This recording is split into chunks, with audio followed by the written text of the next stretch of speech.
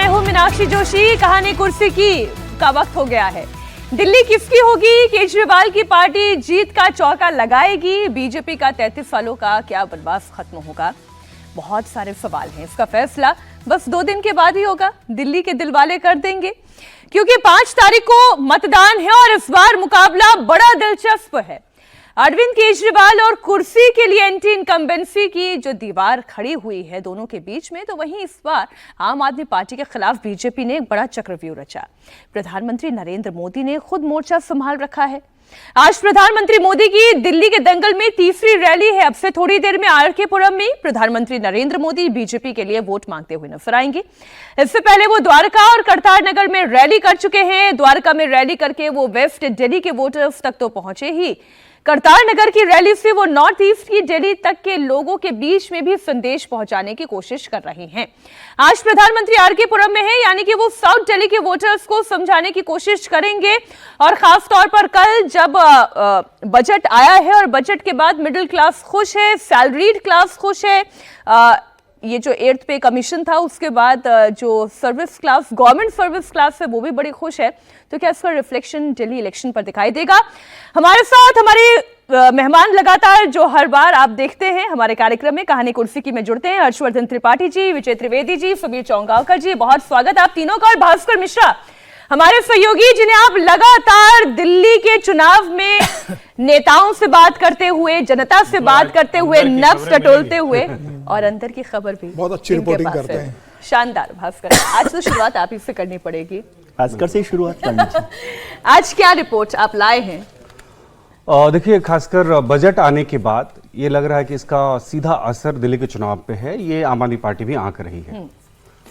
पिछले कुछ दिनों से जो उनकी मेहनत चल रही थी दिल्ली विधानसभा चुनाव को लेके, उसमें और इजाफा करने की जरूरत उनको महसूस होने लग गई है। आपको याद होगा कि अरविंद केजरीवाल खुद प्रेस कॉन्फ्रेंस करके ये कह चुके हैं कि मिडिल क्लास को रिलीफ देने की जरूरत है, होम लोन माफ होना चाहिए, कार लोन माफ होना चाहिए। और ये सब नहीं हुआ तो एक मुद्दा बनाने की कोशिश की गई, लेकिन ये सिर्फ प्रयास ये था कि लोगों में वो नाराजगी अभी भी बरकरार रहे, ऐसी स्थिति बनाई रखी जाए। इसका असर हो रहा है। दूसरा, जैसे जैसे चुनाव पास आते जा रहा है, आम आदमी पार्टी को लगता है कि और मेहनत करने की जरूरत है। भारतीय जनता पार्टी इससे पहले जो भी विधानसभा चुनाव दिल्ली में लड़ रही थी, इस स्केल पे जाके चुनाव नहीं लड़ रही थी। साम दाम दंड भेद सब कुछ अपना रही है। और खासकर नई दिल्ली की बात करें तो वहां सबसे ज्यादा प्रयास किए जा रहे हैं बीजेपी के द्वारा कि किसी भी तरह से अरविंद केजरीवाल को घेरा जाए। और यह दिख भी रहा है कि अरविंद केजरीवाल पहला ऐसा चुनाव है जो अपनी विधानसभा में सबसे ज्यादा समय दे रहे हैं। न सिर्फ अरविंद केजरीवाल, बल्कि उनके तमाम जो बड़े कार्यकर्ता हैं और पुराने वॉलंटियर्स हैं जिनके पास अनुभव है, वो सब जो है आम आदमी पार्टी के लिए नई दिल्ली सीट पे मेहनत कर रहे हैं। आज मैं दर्शकों की जानकारी के लिए बता दूं, और आप सभी हमारे साथ हैं, ये आज का पूरा जो है हम डेडिकेट ही दिल्ली को कर रहे हैं। पूरा कार्यक्रम ना सिर्फ हम सीट वाइज बात करने जा रहे हैं, हम दोनों पार्टीज की स्ट्रैटेजी पर बात करने जा रहे हैं, जिनकी सीटें बदली गई हैं, बदलाव के बाद उस पर क्या असर पड़ा है, और जिस तरीके की पैंतरेबाजी हो रही है और बयानबाजी भी हो रही है, सारी डिटेल में बात होगी। और सबसे पहला हिस्सा तो हमारा पूरी दिल्ली को फोकस करके ही है। ये जो दिल्ली का दंगल है विजय जी, ये दंगल किसके लिए मंगल साबित होगा? मंगल का साल है, वैसे ये भी दर्शकों को बता दूं। हाँ, मंगल का साल है और दंगल है, तो दंगल में तो आखिरी वक्त तक दाव पेच चलते ना। जैसे मुलायम सिंह जी के लिए कहा जाता था कि वो धोबी पचाड़ दाव रखते थे, तो लास्ट मिनट पे कौन चित कर दे वो बहुत इंपॉर्टेंट है। हर बार लगता है कि कितना मुश्किल होगा, लेकिन केजरीवाल साहब के लिए ये सबसे मुश्किल चुनाव है। उनके जो 3 चुनाव हुए उसमें ऐसा लगता है। और भारतीय जनता पार्टी, जैसे भास्कर जी ने भी जिक्र किया, भारतीय जनता पार्टी पूरी ताकत के साथ चुनाव लड़ रही है। और जो कल बजट आया, सेंट्रल बजट, और आज आरके पुरम में प्रधानमंत्री जी की सभा भी है, तो वो मिडिल क्लास दिल्ली का जो, देखिए एक बात जो हमें समझ में आती है कि लोअर मिडिल क्लास और EWS वाला जो सेक्शन है, करीबन 30% 35%, 30% समझ लीजिए मिनिमम, वो मेरे ख्याल से अरविंद जी के साथ यानी आम आदमी पार्टी से खिसका नहीं है, छिटका नहीं है। दूसरा जो वोट है, एक है जो भारतीय जनता पार्टी को 38% वोट मिला विधानसभा में, लेकिन लोकसभा में 52% 53% वोट मिलता है जी। तो वो जो 14% 15% वोट है, वापस दिल्ली के 7 LKM से केजरीवाल जी तक पहुंच जाता है। उसमें से कितना वोट वापस ले सकती है, यानी वो मिडिल क्लास वोट है और उसी पर मोटे तौर पर ये बजट का असर पड़ने वाला है। तो उसमें से और 5% वोट पिछले 3 चुनाव में भारतीय जनता पार्टी का हारने के बाद भी, सीटों के नंबर के बाद भी बढ़ा है, 32 से 38 हो गया है। तो 38 से 5% तो बढ़ा हुआ, आप मान के ही चलिए कि इस बार बड़ा होगा। इसके बाद बीजेपी की जो एक्सरसाइज है वो कितना वोट बढ़ाती है। यदि 1998 को याद करें, 2013 को भी याद करें, तो वो 47% वोट था जब उनको 49 सीट्स मिली थी बीजेपी को। तो वो क्या 47% वोट पर पहुंच रही है या 43-45 पर 45% वोट जो है वोट तक पहुंचती है, तब वो इसको कर पाएगी। लेकिन महत्वपूर्ण है कि अरविंद केजरीवाल साहब के लिए पहली बार ऐसा हो रहा है कि लड़ाई जो है मुश्किल हो गई है और वो राजनीति जो है यमुना की तरह से दिख रही है अभी दिल्ली की, थोड़ी मैली है। ठीक है, अब एक एक सीट की हम बात कर लेते हैं और सबसे पहले बात कर लेते हैं कालकाजी सीट की। कालकाजी सीट की मैं इससे पहले हर्षवर्धन जी, सुमीर जी, आपसे इस पर आपकी राय मांगूं। कालकाजी सीट से रिपोर्ट क्या है भास्कर? कालकाजी सीट को लेके अब आम आदमी पार्टी धीरे धीरे आश्वस्त हो रही है। एक वक्त ऐसा था कि आम आदमी पार्टी को ये लग रहा था कि इस पे हम पिछड़ रहे हैं, और लेकिन मुख्यमंत्री बनने के बाद आतिशी सरकारी आवास में नहीं रुकी, वो अपने आवास में रही, वहां पे कनेक्ट बड़ा अच्छा हो गया। उसके बाद ये हमने ग्राउंड पे भी फील किया है कि जो लोग पहले कुछ नाराज भी थे, उनके घर अगर सीएम पहुंच जाती हैं किसी बच्चे के बर्थडे में, तो उन सब का असर वहां पे हुआ है। तो आम आदमी पार्टी को लगता है कि अब ये सीट जो है हम ऐसे हारे हुए कैटेगरी में लेंगे। रमेश बिधूड़ी तो बहुत स्ट्रॉन्ग कैंडिडेट है बीजेपी के और बड़े ताकतवर हैं और जमीनी नेता हैं। रमेश बिधूड़ी के चुनाव लड़ने की क्षमता जो है उस पर सबको विश्वास है। वो कई चुनाव जीते हैं, पता है कि वो कैसे चुनाव लड़ते हैं। लेकिन जो एक नुकसान जाता है भारतीय जनता पार्टी के खेमे में, वो ये कि दोनों की तुलना होती है। रमेश बिधूड़ी की तुलना, अगर आप आतिशी की तुलना रमेश बिधूड़ी से कीजिए, तो फिर आपको पता चलेगा कि कैंडिडेट कौन है। आम आदमी पार्टी इस बात को जनता तक पहुंचाने में सफल मान रही है अपने आप को, कि वो लोगों को बताया कि एक ऑक्सफोर्ड से पढ़े हुए दिल्ली के मुख्यमंत्री और एक संसद में एक सांसद को गाली देने वाला, और ये कैंपेन है उनका। अच्छा, ये बात लोगों तक पहुंच गई। हर्षवर्धन जी, इस पर एक छोटा रिएक्शन, उसके बाद फिर नई दिल्ली सीट की बात करेंगे। देखिए, ये ठीक बात है कि चूंकि मुख्यमंत्री की कुर्सी पर आतिशी हैं, तो एक मजबूत दमदार प्रत्याशी वो दिखेंगे ही दिखेंगी, लगातार अभी जीत रही हैं। लेकिन इसका एक दूसरा पहलू भी है। क्या कोई भी चुनाव प्रत्याशी के ऑक्सफोर्ड, हार्वर्ड या कैम्ब्रिज या कहीं से पढ़ने पर होता है क्या आज तक? मुझे तो आज तक ऐसा एक भी चुनाव नहीं दिखा। लालू जी कभी जीतते ही नहीं, लालू जी खैर पटना यूनिवर्सिटी से वो एमए हैं, ऑक्सफोर्ड वाली पढ़े लिखे व्यक्ति हैं। लेकिन वैसे कह रहा हूं, कोई भी चुनाव भारत में इस आधार पर होता नहीं, होना चाहिए। अगर होता तो मनोज सिन्हा जैसा आईटी बीएचयू का टॉपर आदमी, वहां के छात्र संघ अध्यक्ष आदमी, वो क्या अफजाल अंसारी से हार जाता? ऐसा होता क्या? नहीं होता। लेकिन हुआ ये, तो ये वाला हिस्सा तो काम नहीं करता। अब दूसरा हिस्सा जो जरूरी नहीं, दिल्ली में काम कर रहा है। दिल्ली में पहले चुनाव से ही अरविंद केजरीवाल के नाम पे अगर लोग आया है, तो उसके पीछे यही था कि पढ़े लिखे लोग और भ्रष्टाचार के लिए आंदोलन करने वाले लोग, दिल्ली में ये हुआ है। ये उस वक्त तो हुआ ही, लेकिन भ्रष्टाचार, अब थोड़ा सा फिर ये मुद्दा वही आ जाएगा कि भ्रष्टाचार वाले मसले पे अब कहां पार्टी खड़ी है। लेकिन जो मूल बात है, आतिशी को मुख्यमंत्री बनाया, मजबूरी में मुख्यमंत्री बनाना पड़ा, जेल से बाहर निकले तो उनके साथ जो शर्तें थी, फिर उसको उन्होंने पॉलिटिकली इस्तेमाल कर लिया। अरविंद इस मामले में बहुत चतुर राजनेता है। लेकिन अब आप सोचिए, एक महिला को मुख्यमंत्री मजबूरी में बनाया गया, और क्या उस विधानसभा के लोगों को यह नहीं समझ में आ रहा होगा कि अरविंद कह रहे हैं मुख्यमंत्री तो हम ही बनेंगे, ये उनके विपक्ष में नहीं जाएगा। किसी भी जगह पर अगर कोई मंत्री है, मुख्यमंत्री है, और वो अगली बार नहीं बनना है ये तय दिख रहा है, तो उस विधानसभा में उसके साथ लोगों का जुड़ाव घटता है। और जिसको हम कह रहे हैं कि रमेश बिधूड़ी की जो आक्रामक शैली है वो उनके खिलाफ जाएगी, कई बार वही पक्ष में भी जाता है, क्योंकि जो वहां का वोटर है वो कई बार जिस तरह से डिसाइड कर रहा है, वो ऐसा सोच के नहीं डिसाइड करता। और अगर ऐसा होता तो दिल्ली में बहुत से लोग हैं, और मतलब हमें याद है कि भाई उस वक्त फ्लोटर पहन के और गणतंत्र दिवस की परेड में अरविंद जी जाते थे, तो दिल्ली तो एलिट कही जाती है, पढ़े लिखे लोग कही जाती है, तो कौन सा पढ़ा लिखा आदमी ऐसे बर्दाश्त करेगा कि गणतंत्र दिवस की परेड में हो जाए? लेकिन लोगों ने वोट दिया ना। तो मुझे लगता है लोगों के सोचने का तरीका थोड़ा अलग है, और मुझे लगता है कि रमेश बिधूड़ी वहां ज्यादा बेहतर स्थिति में है, मजबूत स्थिति में। बस एक चीज जो आतिशी के पक्ष में गई, कि जो अलका लांबा को करना चाहिए था वो करती हुई नहीं दिख रही। ठीक है, मैं समीर जी आपके पास आऊं। उसके अलावा उस सीट पर बात कर लेते हैं जिसे अभी कुछ दिन पहले समीर जी भी बताए थे कि वो सीट भी बड़ी मुश्किल बना दी गई है। अरविंद केजरीवाल की सीट की बात करेंगे, नई दिल्ली सीट की बात करेंगे, जहां से मुकाबला आम आदमी पार्टी से अरविंद केजरीवाल, कांग्रेस पार्टी से संदीप दीक्षित, उन्होंने भी अपनी पूरी जान लगाकर ये चुनाव लड़ाया। अगर यूं कहें कि दिल्ली में कांग्रेस पार्टी की ओर से सबसे ज्यादा चुनाव लड़ता हुआ अगर कोई दिखाई दे रहा है तो शायद वो संदीप दीक्षित ही है।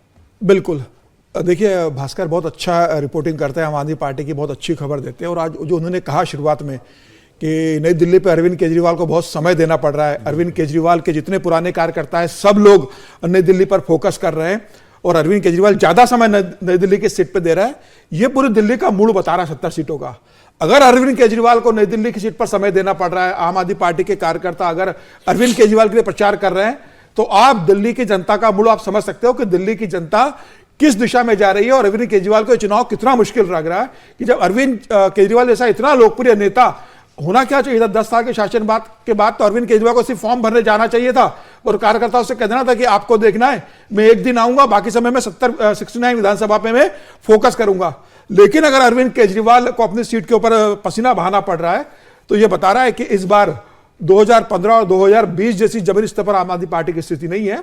और मुझे लग रहा है कि ये जो स्थिति जमीन पर जनता अरविंद केजरीवाल को बता रही है या आम आदमी पार्टी को लेकिन वो जिस तरीके के आरोप भी लगा रहे हैं सर कि पहले से ही उंगली पर स्याही लगाई जा रही है, पैसे बांटे जा रहे हैं, मीडिया के कैमरे गलियों में घूम रहे होंगे, आप ध्यान रखना अगर गलती करोगे तो पकड़े जाओगे, वो बता रहे हैं या डरा रहे हैं या डरे हुए हैं विजय? नहीं, मुझे ये कहना है कि अगर आम आदमी पार्टी को लगता है या अरविंद केजरीवाल को लगता है कि भाई उंगली पे पहले शाही लगाई जा रही है तो पत्रकार वार्ता लेके कम से कम 2 कैंडिडेट लेकर आए ना कि देखिए इनकी शाही लग गई, इनकी वोटिंग हो गई, पहले शाही लग गई तो वोट नहीं दे पाएगा। तो आप लेके तो आइए कम से कम बताने के लिए, जो सबूत तो दीजिए। देखिए रोज एक आरोप लगा देना, उसका कोई सबूत नहीं देना। अब आपसे चुनाव आयोग ने आरोप पूछ लिया कि भाई यमुना में जहर कैसे मिलाया था, उसका सबूत दीजिए, आप उसका सबूत नहीं दे पा रहे हो, तो आप आरोप लगाते हो तो आपका सबूत के साथ आइए। तो दिल्ली की जनता को लगना चाहिए। टैक्टिक्स आज की तो नहीं है, पिछले 2 चुनाव भी देखे या उससे पहले जब वो राजनीति में नहीं थे तब भी तो वो आरोप ही लगाते थे। विजय जी, जो मेरा मूल सवाल मुझे लगता है कि दिल्ली के चुनाव में मोटे तौर पर आज भी मुझे लगता है ये बाइपोलर इलेक्शन है, सिवाय नई दिल्ली सीट के। नई दिल्ली सीट का चुनाव ट्रायंगुलर इलेक्शन हो रहा है, जहां संदीप दीक्षित जैसे आपने भी जिक्र किया वो मजबूती से चुनाव लड़ रहे हैं, कांग्रेस के इकलौते कैंडिडेट हैं। दूसरा होंगे तो जंगपुरा में फराज सूरी यदि वहां पर हो सकते तो है, बाकी कोई मैं ये मानता हूं कि कांग्रेस के सबसे मजबूत कैंडिडेट जो मजबूती से चुनाव लड़ रहे हैं वो बवाना से हैं देवेंद्र, जो प्रदेश अध्यक्ष हैं। हाँ, वो देवेंद्र यादव तो है ही। और लेकिन अरविंद जी बड़ी मुश्किल में है ट्रायंगुलर फाइट में, लेकिन ट्रायंगुलर फाइट जो है उनको कितनी मदद करेगी या कितना नुकसान करेगी, संदीप दीक्षित कितना वोट लेकर आते हैं, क्योंकि संदीप जी के लिए मेरे को लगता है कि वो बहुत मजबूती से चुनाव लड़ रहे हैं। काश उनके साथ कांग्रेस भी होती। राहुल गांधी ने उनकी सीट पे कोई रैली की? नहीं, अभी करने वाले हैं वो, अभी करने वाले हैं। लेकिन प्रियंका जी जा रही हैं नई दिल्ली सीट पे जितनी मेहनत की जरूरत कांग्रेस को थी उतनी नहीं हो रही। कांग्रेस तीसरा पक्ष वहां नहीं बन रही है। हाँ, वही मेरा ये मानना है कि वहां पे भी बाइपोलर चुनाव है। अब सिर्फ अंतर ये है कि पिछली बार 4-5 हजार वोट आए थे, इस बार आप कितनी वोट लेके आते हो? अगर 10,000 लेके आते हो तो सीधा सीधा अरविंद केजरीवाल को नुकसान है और वो बड़ा नुकसान होगा। इसका आकलन पहले से ही आम आदमी पार्टी ने कर रखा है और आम आदमी पार्टी पूरी ही वैज्ञानिक पद्धति का इस्तेमाल करती है हर दिन, जिससे कि एक एक विधानसभा का रिपोर्ट उनके पास मिले। उनको अगर ये लगता है ना कि ये 5 से 7 हजार वोट काट सकते हैं तो उस वोट को कैसे मैनेज किया जाएगा उसकी तैयारी बहुत पहले से कर रहे हैं, पहली बात। दूसरी बात, उस सीट पे मेहनत इसलिए करने की जरूरत पड़ रही है अरविंद केजरीवाल को और आम आदमी पार्टी को कि इससे 2 चुनाव पहले देख लीजिए, वहां ऐसी स्थिति नहीं थी। इस बार मैन टू मैन मार्किंग हो रही है। आम आदमी पार्टी के कार्यकर्ता जहां कहीं भी प्रचार करने के लिए जा रहे हैं वहां पे प्रवेश वर्मा के लोग पहले से मौजूद रहते हैं और उनके साथ पश्चिमी दिल्ली के बहुत सारे जाट और वो सपोर्टर्स हैं, जिसका डर होता है आम आदमी पार्टी कार्यकर्ताओं में। कई बार जो है वो शिकायत करते हैं पुलिस से कि हम लोगों को चुनाव प्रचार नहीं करने दिया जा रहा, हमारे साथ मारपीट की जा रही है, इसलिए दिक्कत है। वहां पे पैसे बांटे गए चुनाव से पहले, चुनाव की घोषणा से पहले। इन सब चीजों का असर हो सकता है, इसका डर है आम आदमी पार्टी को। नहीं, कुछ सीटें ऐसी हैं भास्कर का होने का फायदा मीनाक्षी ये होना चाहिए कि हम कम से कम 5 सीटें वो पूछे उनसे भास्कर से कि जो सबसे मुश्किल हो सके आम आदमी पार्टी। मैं मुश्किल सीटों की लिस्ट लेकर आई हूँ, आदर्श नगर, शालीमार बाग, बिजवासन। लेकिन मेरा पीसीआर डायरेक्टर मुझे कह रहा है कि 2 मिनट ओवर है, ब्रेक ले लीजिए।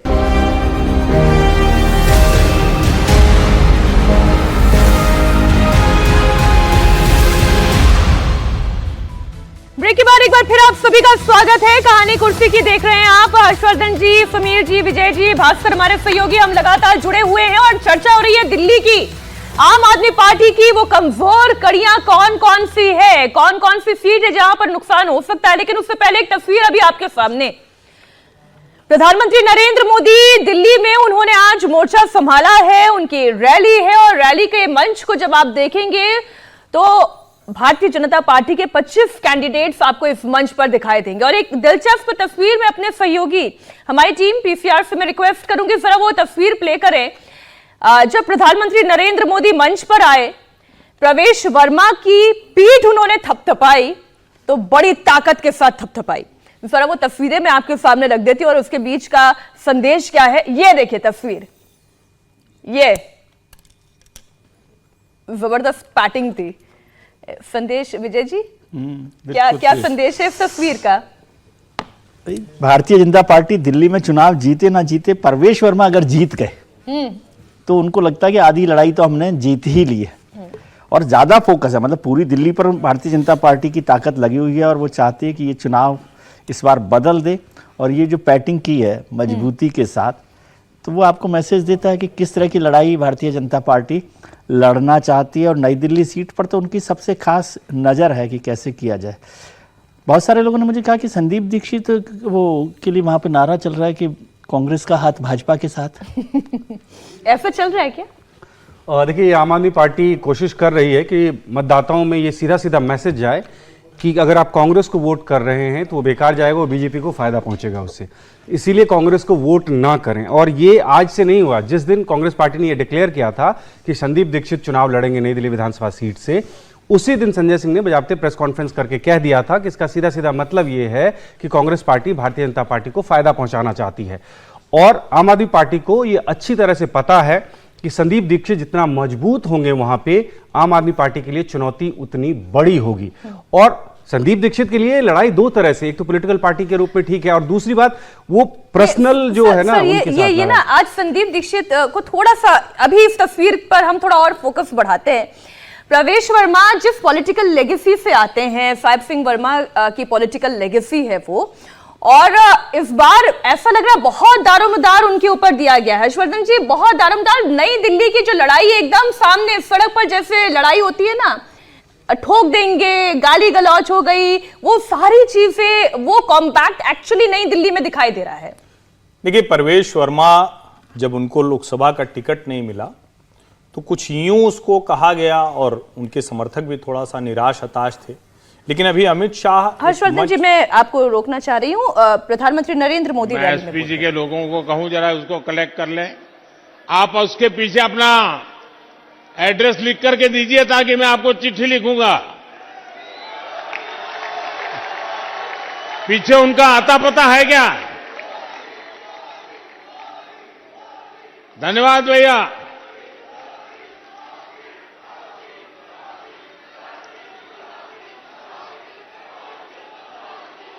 आज बसंत पंचमी का पावन अवसर है। आप सभी को विशेष रूप से मेरे नौजवान साथियों को बसंत पंचमी की बहुत बहुत शुभकामनाएं।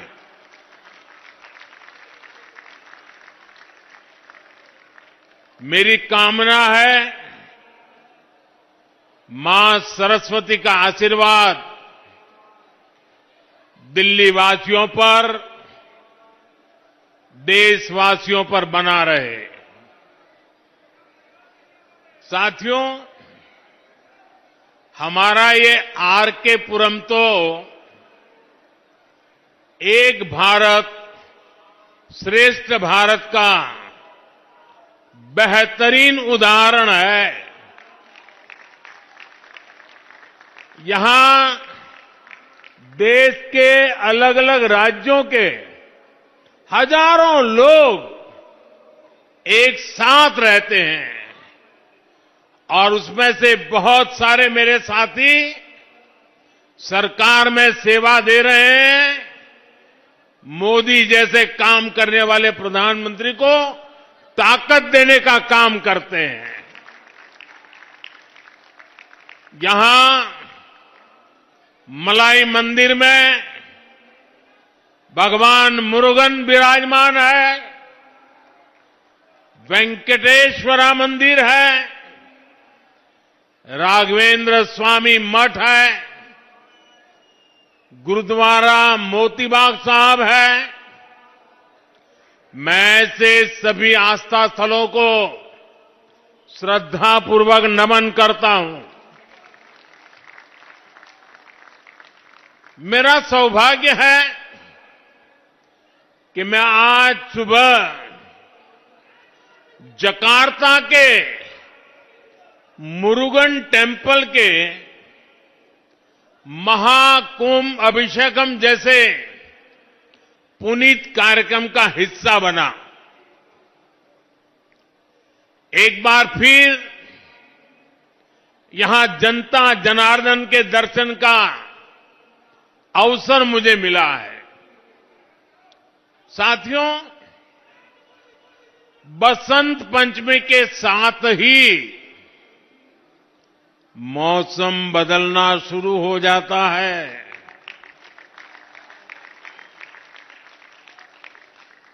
तीन दिन बाद 5 फरवरी को दिल्ली में विकास का नया बसंत आने वाला है।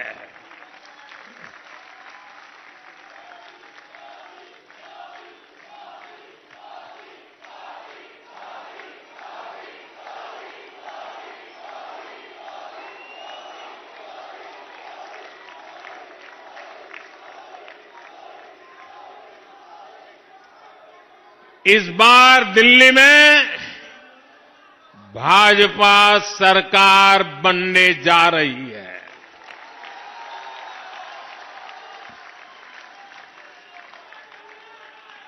इस बार पूरी दिल्ली कह रही है, अब की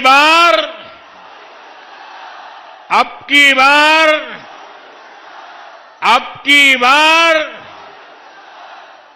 साथियों, दिल्ली की आपदा पार्टी ने यहां के 11 साल बर्बाद कर दिए हैं।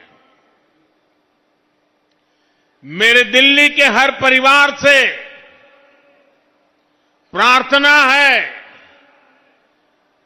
कि राज्य में हमें आप सबकी, दिल्ली वासियों की सेवा का मौका जरूर दें।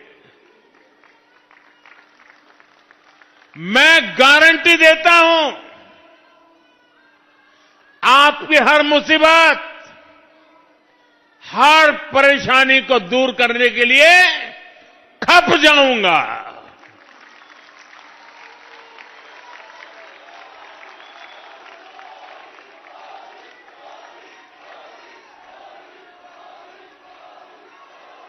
गरीब हो या मिडिल क्लास, हर परिवार का जीवन खुशहाल हो, ऐसी डबल इंजन सरकार दिल्ली को मिलेगी।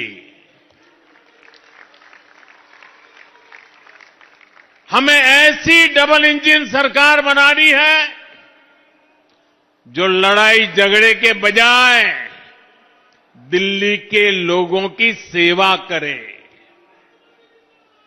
जो बहाने बनाने के बजाय दिल्ली को सजाने संवारने में ऊर्जा लगाए। आपने आने वाले 5 साल के लिए केंद्र में भाजपा की सरकार, पक्की सरकार बना ली है।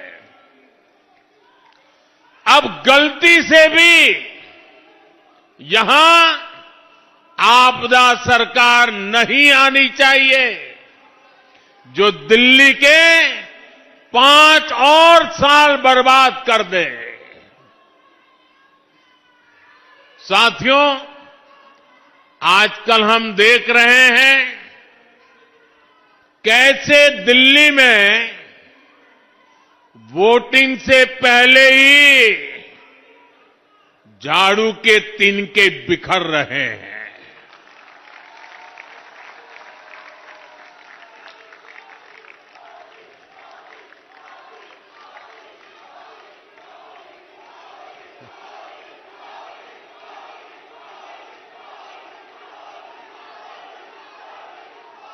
आपदा के लीडर्स उसे छोड़कर जा रहे हैं।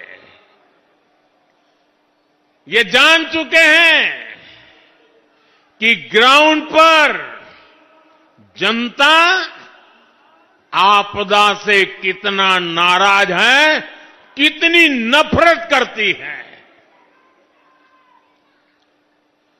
दिल्ली के लोगों के गुस्से से आपदा पार्टी इतनी घबरा गई है कि हर घंटे झूठी घोषणाएं कर रही है। ये बात अलग है कि दिल्ली की जनता के सामने आपदा वालों का नकाब उतर चुका है। आजकल दिल्ली की बहनें कह रही है, दिल्ली के ऑटो वाले साथी कह रहे हैं,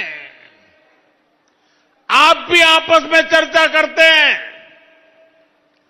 10 साल से ये आपदा वाले बार बार उन्हीं झूठी घोषणाओं पर वोट मांग रहे हैं।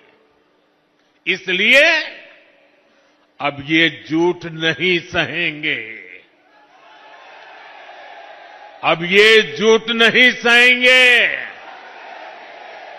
अब ये झूठ नहीं सहेंगे। साथियों, एक तरफ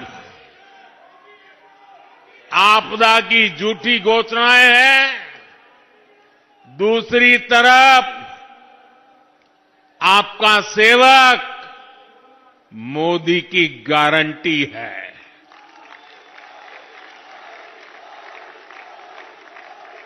मोदी की गारंटी यानी गारंटी पूरा होने की गारंटी।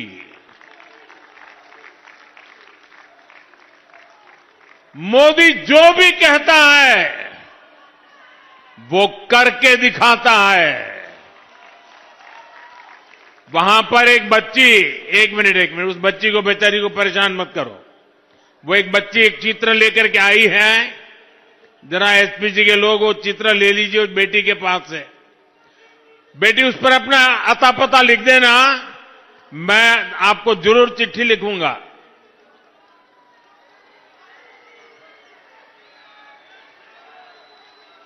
बहुत धन्यवाद।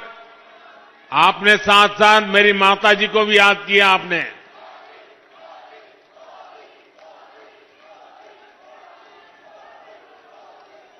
साथियों,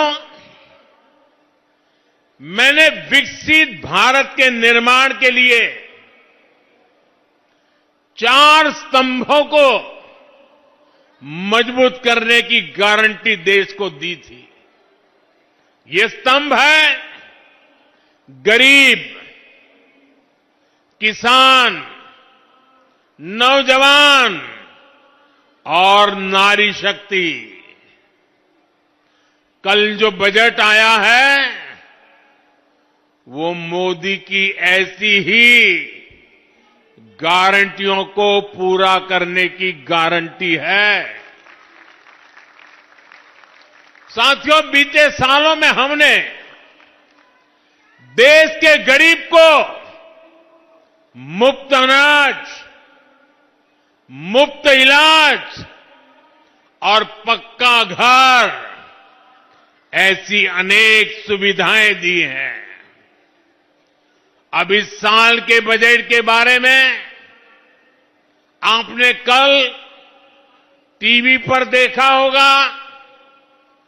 आज के सारे अखबार तो भरे पड़े हैं और उसका कारण है कल का बजट जनता जनार्दन का बजट है। जनता जनार्दन की आकांक्षाओं का बजट आया है। आप भी जानते हैं 10 वर्षों में भारत की अर्थव्यवस्था 10वें नंबर से 5वें नंबर तक पहुंच चुकी है।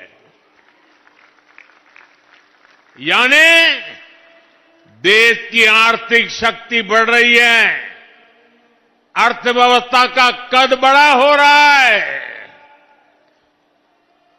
नागरिकों की कमाई भी बढ़ रही है। पहले की स्थिति होती तो देश की ये बढ़ती हुई कमाई घोटाले में चली जाती, भ्रष्टाचार की बैंड चढ़ जाती, आपके पसीने की कमाई कुछ लोगों ने हड़प कर ली होती। लेकिन भाजपा की ईमानदार सरकार ये पैसा, देशवासियों का एक एक पैसा देश की भलाई के लिए, देशवासियों की भलाई के लिए, चाहे वो गरीब हो, चाहे वो मिडिल क्लास के हो, चाहे गांव में रहने वाले हो, चाहे शहर में रहने वाले हो, हर किसी के लिए, उनके कल्याण के लिए लगा रही है। भाजपा सरकार आज देश का पैसा रोड, रेल, एयरपोर्ट, पानी, बिजली, इंटरनेट, अच्छे स्कूल, अच्छे अस्पताल, बड़े कारखाने, ये सब बनाने में खर्च कर रही है। अब इस बजट के लागू होने के बाद कपड़े, जूते, टीवी, मोबाइल फोन, ऐसे अनेक चीजें, उसकी मैन्युफैक्चरिंग भी सस्ती हो जाएगी। इससे मेक इन इंडिया को बढ़ावा मिलेगा और इनकी कीमतें भी कम होगी। साथियों, हिंदुस्तान के विकास में हमारे मध्यम वर्ग का, हमारे मिडिल क्लास का बहुत बड़ा योगदान है। ये भाजपा ही है जो मिडिल क्लास को सम्मान देती है, ईमानदार टैक्स पेयर को पुरस्कार देती है। कल बजट आने के बाद से पूरा मिडिल क्लास कह रहा है कि यह बजट भारत के इतिहास में मिडिल क्लास के लिए सबसे फ्रेंडली बजट है।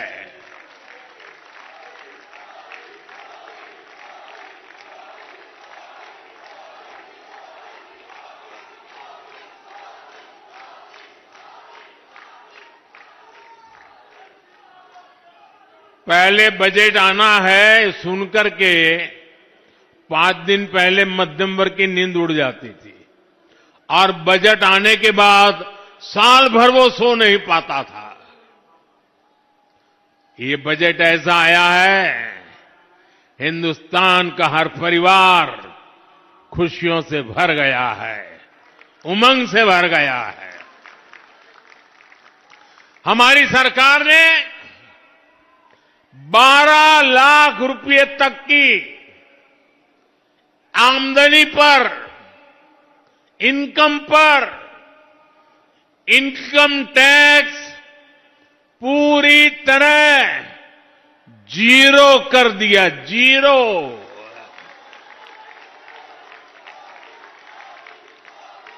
और इससे मध्यम वर्ग के लोगों के हजारों रुपये बचेंगे। और इसलिए तो मैंने कल कहा कि ये बजट मिडिल क्लास की जेब भरने वाला बजट है। दिल्ली के मिडिल क्लास परिवारों की जेब में भी इस साल हजारों करोड़ रुपए एक्स्ट्रा आने वाले हैं। आजादी के बाद से लेकर अभी तक 12 लाख साल का कमाने वाले को इनकम टैक्स से इतनी बड़ी राहत पहले कभी नहीं मिली।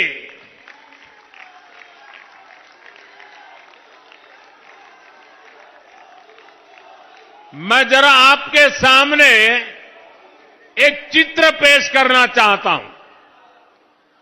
आपको समझने में भी सुविधा होगी और लोगों को समझाने में भी सुविधा होगी। इस बजट को आज देखें, अगर नेहरू जी के जमाने में आप 12 लाख रुपए कमाते होते तो 12 लाख रुपए की आय पर आपकी 1/4 सैलरी सरकार वापस ले लेती, टैक्स में चली जाती। अगर आप आज इंदिरा जी का जमाना होता तो 12 लाख की कमाई पर आप करीब करीब सुनकर के चौंक जाएंगे। अगर आज इंदिरा जी की सरकार होती और 12 लाख पर आपके 10 लाख रुपया टैक्स में चले जाते, उनके जमाने में ये था, इसलिए मैं समझा रहा हूं। 10-12 साल पहले तक कांग्रेस की सरकार में अगर आप 12 लाख कमाते तो आपको 2,60,000 रुपया टैक्स में वापस देना पड़ता। अब भाजपा सरकार के कल के बजट के बाद साल में 12 लाख रुपया कमाने वाले को 1 रुपया भी टैक्स का देना नहीं पड़ेगा।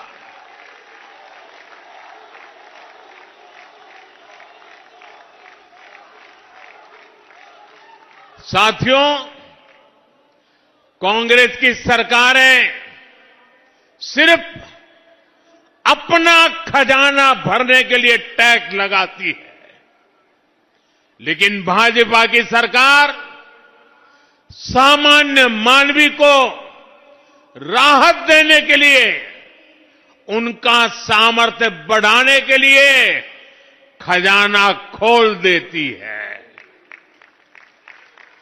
साथियों, कल के बजट के बाद 12 लाख से 24 लाख रुपए तक की आय पर जो टैक्स है उसको भी बहुत कम किया गया।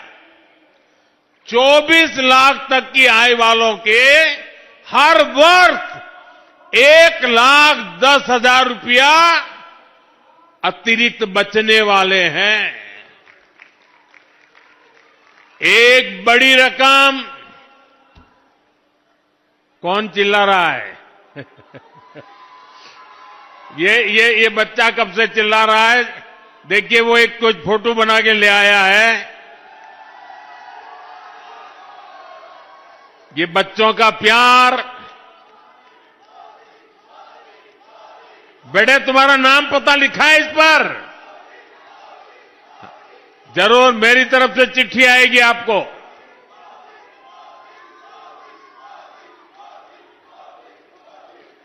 साथियों, एक बड़ी रकम अब मिडिल क्लास परिवारों के घर में आएगी। इसका यहां दिल्ली के लाखों परिवार जो सरकारी और प्राइवेट नौकरी करते हैं, जो दुकानदारी करते हैं, जो व्यापारी कारोबारी है, ऐसे हर परिवार को फायदा होगा।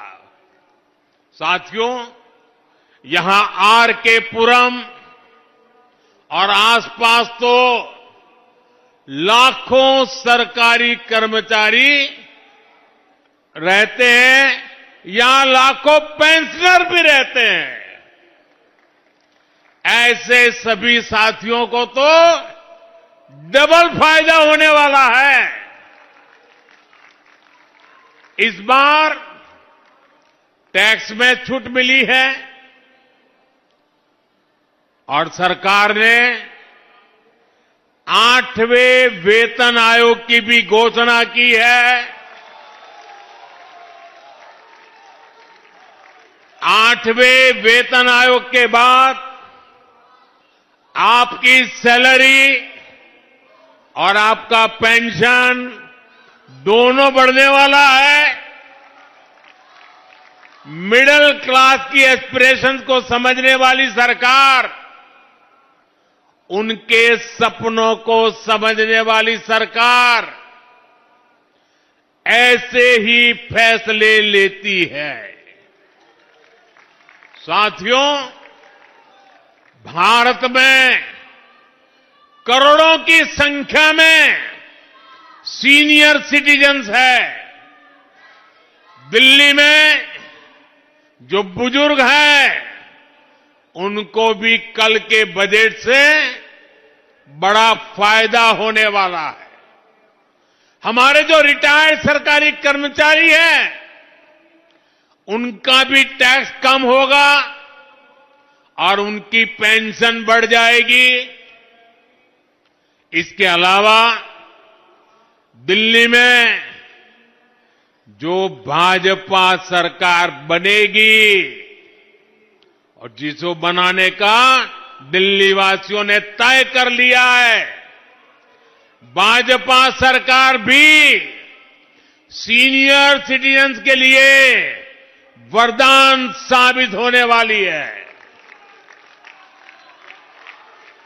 दिल्ली भाजपा ने बुजुर्गों को 2,500 रुपये पेंशन की घोषणा की है। 2,500 रुपये। हमारी सरकार बनने पर बुजुर्गों को 5 लाख रुपये तक का मुफ्त इलाज भी मिलेगा।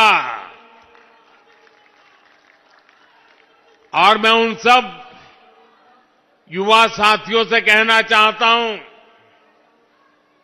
हर परिवार में अगर 70 साल से ऊपर के बुजुर्ग होते हैं तो उम्र के कारण कोई न कोई बीमारी के शिकार होते ही हैं। दवाइयों का खर्चा होता है, कभी बड़ी बीमारी हो गई तो आए दिन अस्पताल की फी भरने में जाता है। जो जिम्मेवारी दिल्ली के मेरे नौजवान परिवार अपने माता पिता, अपने नाना नानी, अपने चाचा चाची की जिम्मेवारी जो अब तक आप उठाते थे, 8 तारीख के बाद दिल्ली में भाजपा सरकार बनने के बाद वो खर्च की जिम्मेवारी ये आपका बेटा मोदी उठाएगा।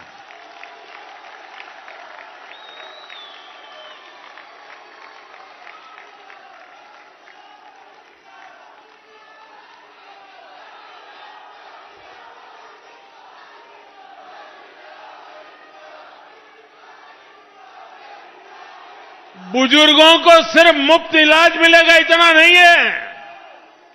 जो नौजवान परिवार हैं, जिसके 2 छोटे छोटे बच्चे हैं, वो पैसे बचने से वो अपने बच्चों के लिए रुपये खर्च करने के लिए उसकी सुविधा बढ़ने वाली है।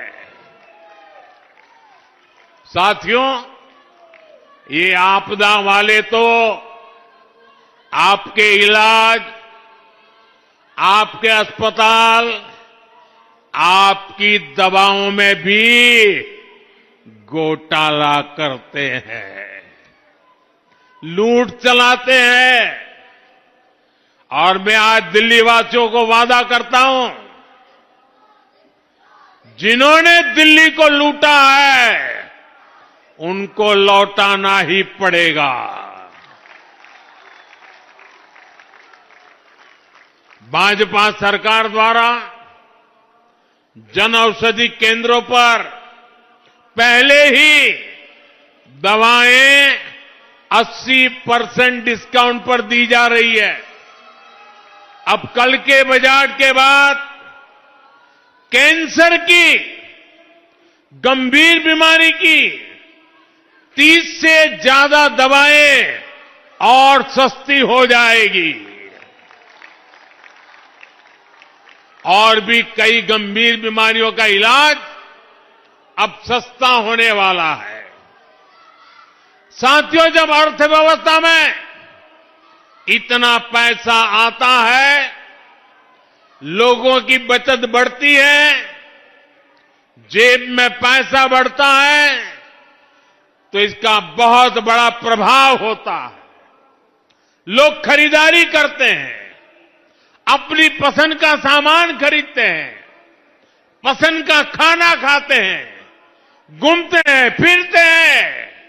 यानी दिल्ली के दुकानदारों को, व्यापारी कारोबारी समाज को कल के बजट से डबल बोनांजा दे दिया गया है। एक तो इनकम टैक्स कम हुआ है, दूसरा बिक्री बढ़ने से भी उनकी आमदनी बढ़ेगी।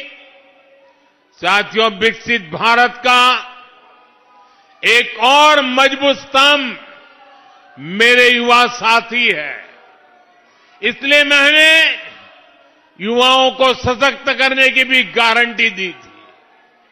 उस गारंटी को पूरा करने के लिए भी बजट में बड़े बड़े प्रावधान किए गए हैं, जिसका लाभ दिल्ली के लाखों नौजवानों को भी होगा।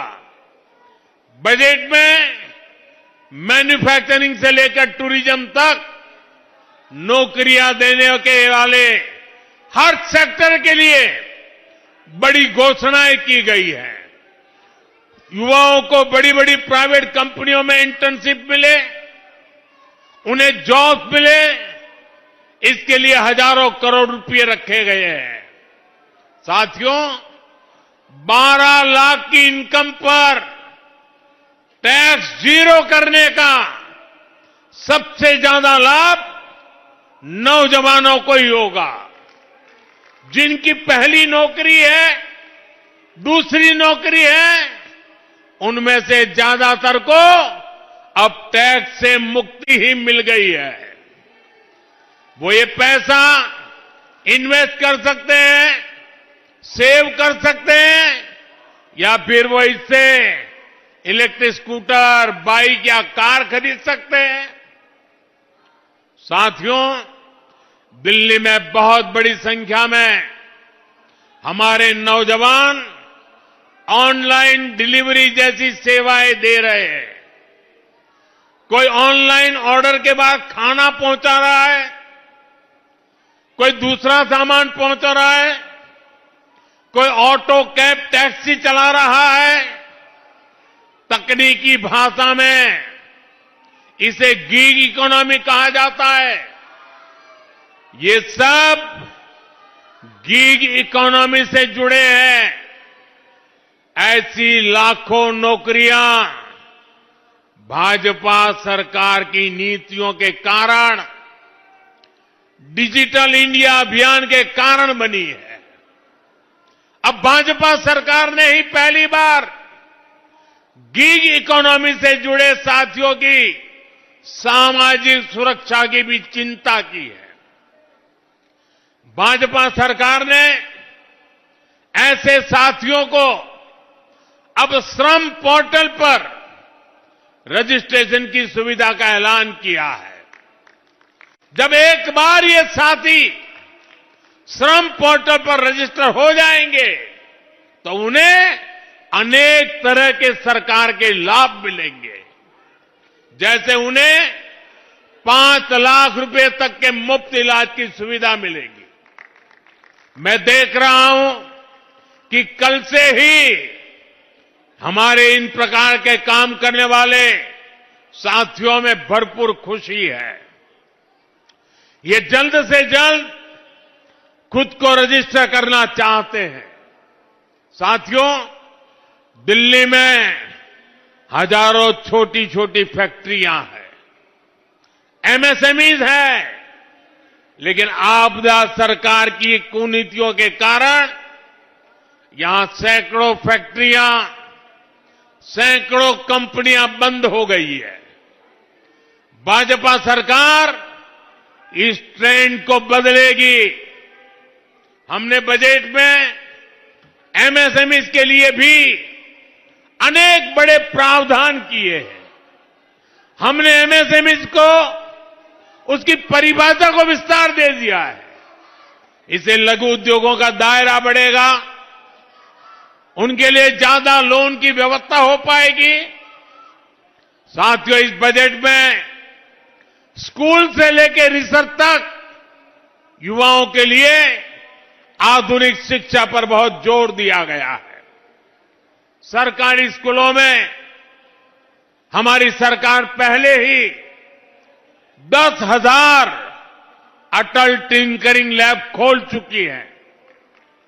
अब बजट में 50,000 नई अटल टिंकरिंग लैब स्कूलों में खोलने का ऐलान किया गया है।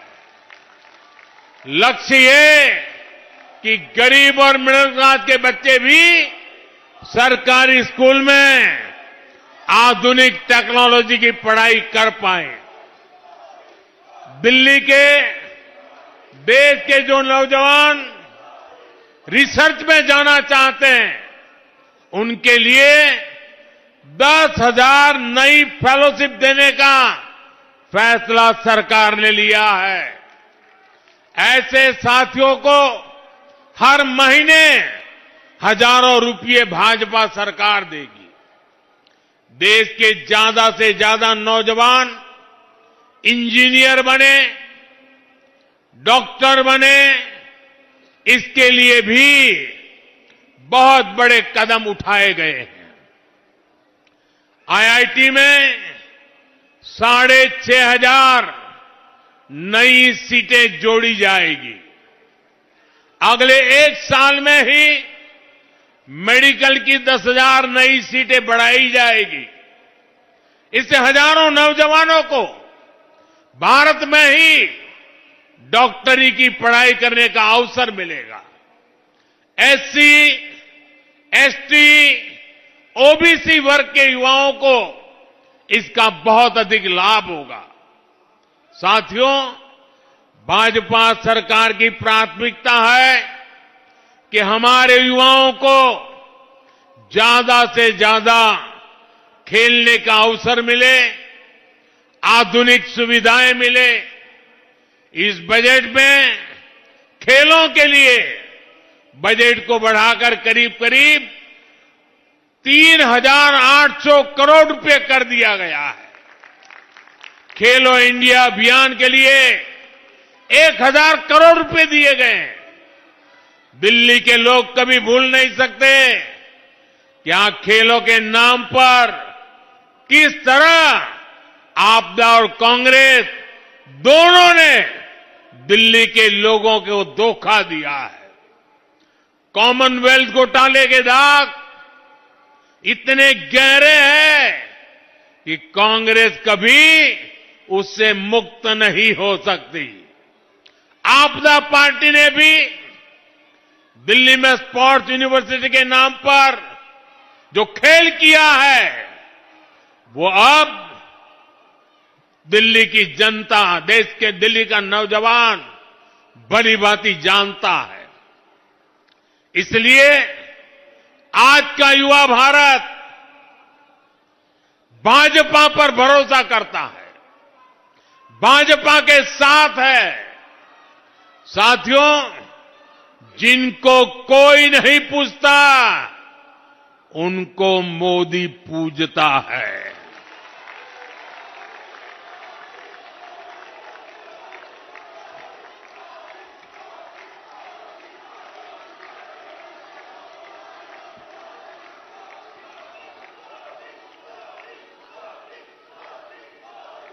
मैंने गरीब को भी विकसित भारत का मजबूत स्तंभ बनाने की गारंटी दी है। इस बजट से भी गरीब का जीवन बेहतर बनाने के लिए अनेक प्रावधान किए गए हैं। दिल्ली जैसे हमारे शहरों में जो गरीब परिवार रहते हैं, उनके लिए ये बजट बहुत बड़ी ताकत लेकर आया है। रेहड़ी, ठेले, फुटपाथ पर काम करने वाले साथियों के लिए एक और खुशखबरी आई है। स्वनिधि योजना के जरिए पहली बार इन साथियों को बैंकों से मदद मिलनी शुरू हुई थी। अब रेहड़ी ठेले वाले इन साथियों को 30,000 रुपये वाला विशेष क्रेडिट कार्ड भी भाजपा सरकार देगी। आप कल्पना कीजिए, रेहड़ी ठेले पटरी वाले के पास 30,000 रुपये का क्रेडिट कार्ड होने का मतलब क्या होता है। उसकी जिंदगी बदल जाती है। कभी बड़े बड़े लोगों की जेब में क्रेडिट कार्ड हुआ करता था, क्रेडिट कार्ड निकाल करके ठाठ दिखाते थे। अब दिल्ली का और देश का मेरा रेहड़ी वाला, ठेले वाला, फुटपाथ पर कारोबार करने वाला, वो भी क्रेडिट कार्ड दिखाएगा आपको।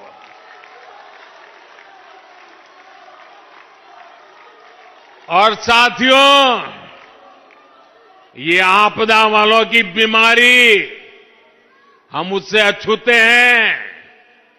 हम घोषणा करने के लिए घोषणाएं नहीं करते, हम हर घोषणा के लिए जीवन भी खपा देते हैं। इसके लिए बजट में इंतजाम करते हैं। इससे दिल्ली के लाखों रेहड़ी, ठेले, फुटपाथ पर दुकान लगाने वालों के लिए अपने काम को विस्तार देना आसान हो जाएगा। साथियों, दिल्ली भाजपा ने भी ऐसे साथियों के लिए अनेक गारंटियां दी है। जैसे झुग्गी बस्तियों में रहने वाले परिवारों के लिए 5 रुपये में पोषक खाना देने की गारंटी। जो हमारे ऑटो वाले साथी हैं, ई रिक्शा चलाते हैं, अन्य घरों में काम करने वाले साथी हैं, उनके लिए वेलफेयर बोर्ड बनाया जाएगा। उनको 10 लाख तक का बीमा मिलेगा। बच्चों की फीस में भी भाजपा सरकार मदद देगी। और मैं आपको एक और गारंटी देता हूं, ये आपदा वाले अफवाह फैला रहे हैं, लेकिन याद रखिएगा, दिल्ली में एक भी झुग्गी नहीं टूटेगी।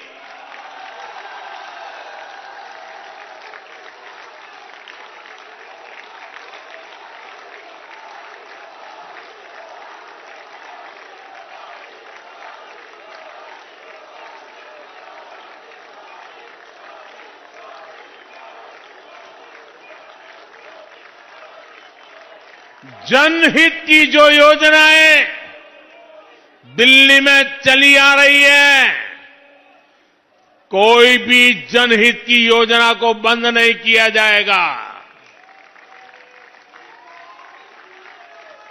साथियों, मुझे कल से ही अपने पूर्वांचल के बिहार के भाई बहनों के ढेर सारे मैसेज आ रहे हैं।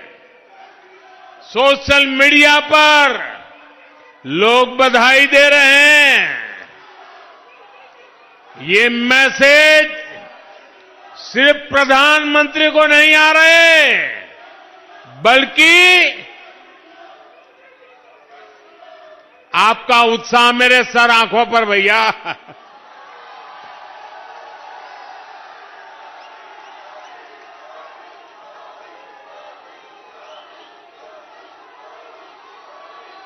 ये बिहार के पूर्वांचल के इतने मैसेज आ रहे हैं, सिर्फ इसलिए नहीं कि मोदी प्रधानमंत्री है, ये इसलिए आ रहे हैं कि मोदी पूर्वांचल से सांसद बनकर के आया है।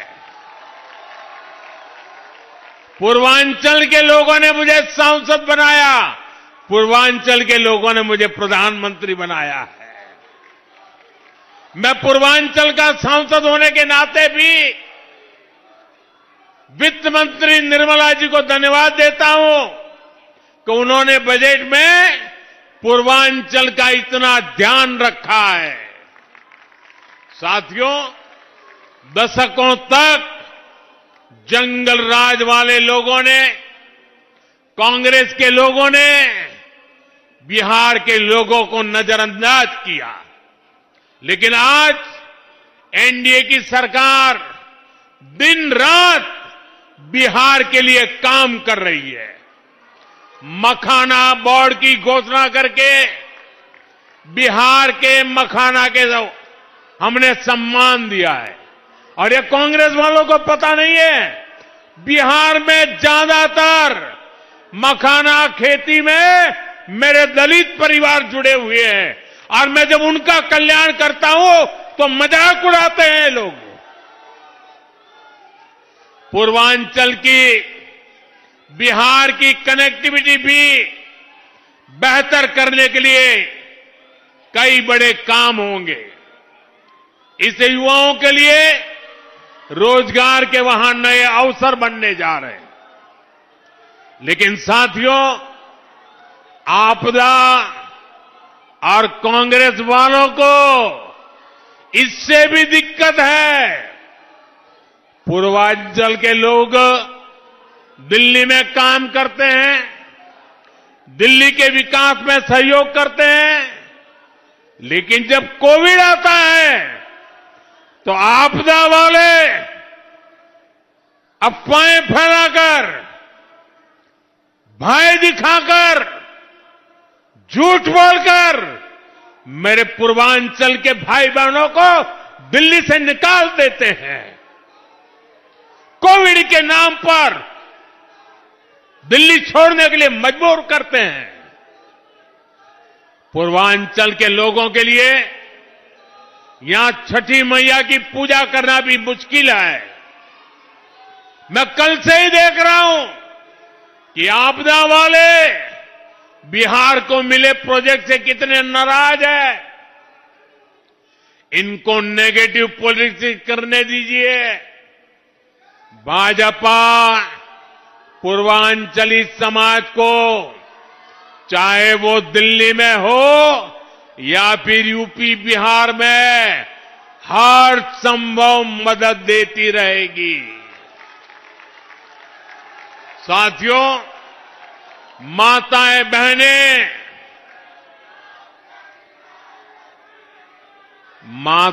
बहनें, ये मोदी का सुरक्षा कवच है। आज अगर तीसरी बार मैं देश की सेवा कर पा रहा हूं तो इसमें बहुत बड़ी भूमिका देश की माताओं की है, देश की बहनों की है, देश की बेटियों की है। इसलिए मोदी की हर गारंटी के केंद्र में भी माताएं, बहनें, बेटियां ही रहती है। इस वर्ष के बजट में भी अपने इस सेवा भाव को मैंने जारी रखा है। देश की नई महिला उद्यमी बने, इसके लिए विशेष योजना बनाई गई है। सरकार की तरफ से बेटियों को 2 करोड़ रुपए तक का आसान लोन दिया जाएगा। 2 करोड़ रुपए, और वो भी गारंटी किसकी? आपकी नहीं, मोदी की गारंटी। पैसा ही नहीं, बहनों बेटियों को बिजनेस के लिए ट्रेनिंग भी सरकार देगी। पहले ही मुद्रा लोन के माध्यम से महिलाओं को 20 लाख रुपए तक का बिना गारंटी का ऋण मिल रहा है। इसे दिल्ली की लाखों बहनें पहले ही अपना सैलून, ब्यूटी पार्लर, दुकान, ढाबा, बुटीक, होम स्टे, ऐसे कई कारोबार कर रही है। इस नई योजना से बहनों की कमाई और बढ़ेगी। साथियों, मोदी जब गारंटी देता है तो इसे पूरा करने के लिए जी जान लगा देता है। मोदी ने बहनों को बैंक में खाते खुलवाने की गारंटी दी थी।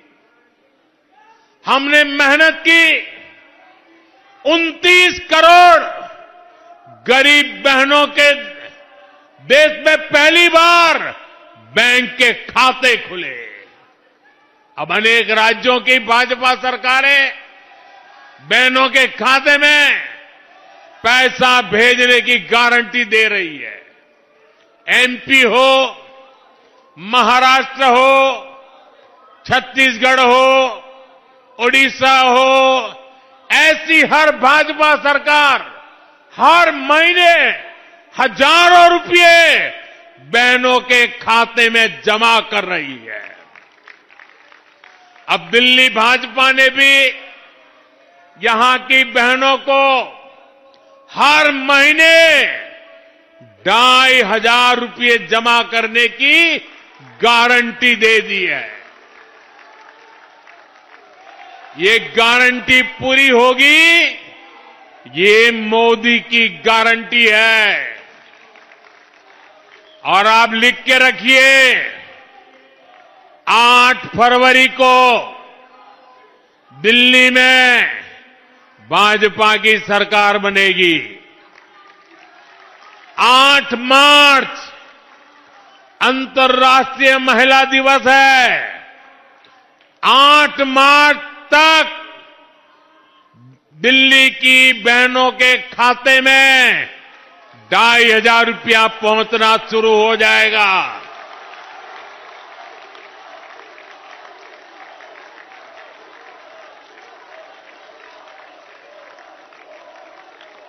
इतना ही नहीं, बहनों को सस्ता सिलेंडर भी मिलेगा और जो पाइप से सस्ती गैस पहुंचाने का काम है वो भी तेज हो जाएगा। दिल्ली की बहनों के घर में भाजपा सरकार नल से साफ जल भी पहुंचाएगी और ये भी मोदी की गारंटी है।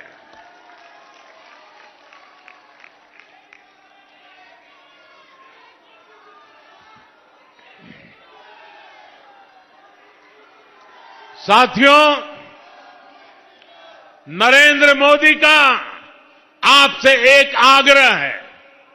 पिछले 10 सालों से आपदा ने दिल्ली को बदहाल कर रखा है। अब समय आ गया है कि दिल्ली से आपदा हटाने का। 5 फरवरी को कमल का बटन दबाएं और भाजपा को जिताएं। साथियों, दिल्ली वालों ने तय कर लिया है, भाजपा के विकास को चुनेंगे, आपदा के विश्वासघात को नहीं सहेंगे। आपको याद रखना है, जिनके अपने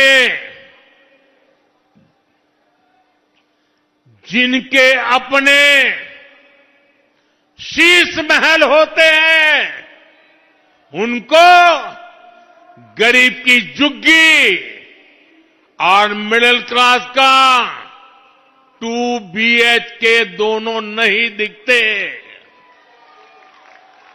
एक तरफ भाजपा आपकी कमाई बढ़ा रही है, बचत बढ़ा रही है, वहीं आपदा ने दिल्ली वालों का जीना मुश्किल करके रखा हुआ है। बीते 11 साल आपदा की बहुत बड़ी कीमत दिल्ली वालों को चुकानी पड़ी है। विकास के जो काम इन्होंने नहीं किए, उससे आपको परेशानियां तो हो ही रही है, इससे आपको हर साल एक्स्ट्रा खर्च भी करना पड़ रहा है। आपदा ने दिल्ली को बीमारियां दी हैं, दूषित हवा से ही दिल्ली वालों को हर साल सैकड़ों करोड़ रुपए का नुकसान होता है। खांसी, जुकाम हो, फेफड़ों की बीमारी हो, सांस की बीमारियां हो, ये दिल्ली में बढ़ती जा रही है। यमुना जी का क्या हाल इन लोगों ने बना दिया है, ये सारा देश देख रहा है। गंदा पानी पीने से भी आए दिन यहां बीमारियां होती है। इससे भी दिल्ली वालों के इलाज का खर्च बढ़ा है। बीमारियों के कारण बच्चे स्कूल नहीं जा पाते, लोग काम पर नहीं जा पाते। इससे जो नुकसान होता है वो अलग है। ट्रैफिक जाम के कारण, सर्दियों में जो रोक टोक लगती है, उसके कारण दिल्ली में दुकानदारी पर भी बड़ा संकट आता है। प्रदूषण की वजह से दिल्ली के मेरे दुकानदार साथियों को भी सैकड़ों करोड़ रुपए का नुकसान होता है। कोई भी ऐसा वर्ग नहीं है जिस पर आपदा का दुष्प्रभाव नहीं बढ़ा। दिल्ली के लोगों को ऐसे हर संकट से भाजपा ही निकालेगी, और ये मोदी की गारंटी है। साथियों, 5 फरवरी अब दूर नहीं है। मैं दिल्ली भाजपा के कार्यकर्ताओं से, भाजपा के सभी शुभचिंतकों से प्रार्थना करता हूं, अब हमें मौका चूकना नहीं है। हमें दिल्ली के हर परिवार, हर वोटर से मिलना है। हर परिवार तक मोदी का प्रणाम, मोदी का नमस्कार पहुंचाना है। दिल्ली भाजपा के कार्यकर्ताओं को नरेंद्र मोदी का एक आग्रह है। मेरे कार्यकर्ता साथियों, दिल्ली को आपदा से मुक्ति दिलाने के लिए 5 फरवरी को अपने साथ कम से कम 5 भाजपा समर्थकों को लेकर पोलिंग बूथ तक जाएं और भाजपा को वोट दिलाएं। लोकतंत्र एक उत्सव है। चुनाव के दिन 20-20, 25-25 के टोले में वोट करने के लिए निकले, थाली बजाते बजाते जाए, घंटी बजाते बजाते जाए, ढोल बजाते बजाते जाए, उत्सव मनाए, लोकतंत्र का उत्सव मनाए।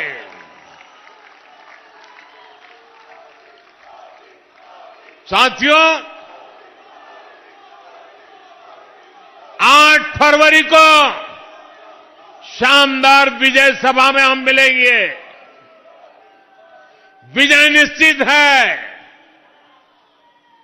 साथियों, 25 साल बाद दिल्ली में भाजपा सरकार बनाने का ये सुनहरा अवसर आया है।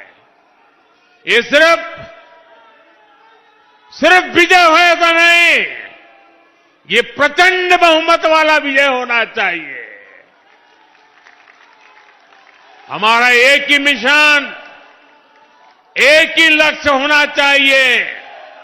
आपदा को हटाएंगे, भाजपा को लाएंगे। आपदा को हटाएंगे, आपदा को हटाएंगे, आपदा को हटाएंगे, आपदा को हटाएंगे। हमें दिल्ली को विकसित भारत की विकसित राजधानी बनाना है। हमें दिल्ली को दुनिया का एक शानदार शहर बनाना है। एक बार फिर आप सभी को, सभी देशवासियों को भी शानदार बजट की, एक सुखद भविष्य की बहुत बहुत शुभकामनाएं। मेरे साथ बोलिए, भारत माता की, भारत माता की, भारत माता की। बहुत बहुत धन्यवाद।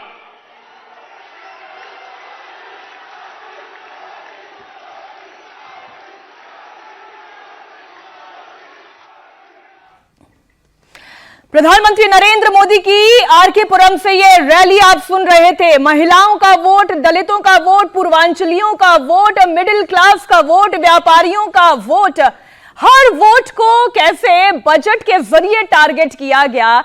क्या ये बीजेपी का वोट बैंक सिक्योर कर रहा है? इसी पर हम करेंगे चर्चा, क्योंकि आज कर्मचारियों के 8th पे कमीशन, उस 8th पे कमीशन को तो उन्होंने टारगेट किया ही। अभी कुछ दिन पहले ये निर्णय लिया गया था। इसके बाद कल बजट से कैसे टैक्स बेनिफिट हो रहा है मिडिल क्लास को, इसका जिक्र प्रधानमंत्री नरेंद्र मोदी ने किया। कैसे मुद्रा लोन के जरिए महिलाओं को बेनिफिट मिल रहा है, वो महिला वोट उन्होंने टारगेट किया। इसी तरीके से पूर्वांचलियों की बात करना, निर्मला सीतारमण का धन्यवाद करना कि इस बजट में खास तौर पर पूर्वांचलियों को फायदा देने का प्रयास किया गया है। तो आज का आप पूरा भाषण सुने, आम आदमी पार्टी को कोसने के अलावा, उन्हें टारगेट करने के अलावा, शीश महल की बात करने के अलावा, जो सबसे बड़ी बात इस पूरे भाषण में समझ में आई भास्कर, वो यही थी कि जो कल का बजट था उसका बड़ा रिफ्लेक्शन 5 तारीख को मतदान में दिखाई दे, ये पूरा प्रयास था। और बिल्कुल आज प्रधानमंत्री नरेंद्र मोदी ये कोशिश कर रहे थे कि दिल्ली के मतदाताओं को एक बार फिर से उनको याद दिला दिया जाए। और आम आदमी पार्टी जो कहती है कि पूर्वांचल के लिए भारतीय जनता पार्टी कुछ नहीं करती है, तो सबसे बड़ा उदाहरण उन्होंने बजट से ही शुरू किया। और इसके साथ साथ जो दिल्ली में एक बहुत बड़ा सरकारी जो नौकर हैं उनका वर्ग है, उनको किस तरह से फायदा मिल रहा है, और इसका असर सबसे ज्यादा नई दिल्ली विधानसभा सीट पे हो रहा है। प्रवेश वर्मा की पीठ पहले ही ठोक चुके थे प्रधानमंत्री। तो ये सब कुछ अगर एक दूसरे को कनेक्ट करके देखें तो ये पूरा चुनाव इस दिशा में प्रधानमंत्री नरेंद्र मोदी जी ले जा रहे हैं, जहां आम आदमी पार्टी की कोशिश थी कि ये बीजेपी की कमजोर कड़ी साबित कर दी जाए, उसको प्लस पॉइंट बनाने की कोशिश सिर्फ प्रधानमंत्री मोदी। देखिए, जहां पर ये सभा भी कर रहे हैं, हम नई दिल्ली की भी बात कर लें, जो 8th पे कमीशन की बात हुई, मिडिल क्लास की बात हुई, नई दिल्ली कॉन्स्टिट्यूएंसी जहां से अरविंद केजरीवाल चुनाव लड़ रहे हैं, यहां पर 72% तो सरकारी कर्मचारी वर्ग है। उनके सबके मन में मोदी आ जाएं, उनके सबके मन में कमल का फूल खिल जाए।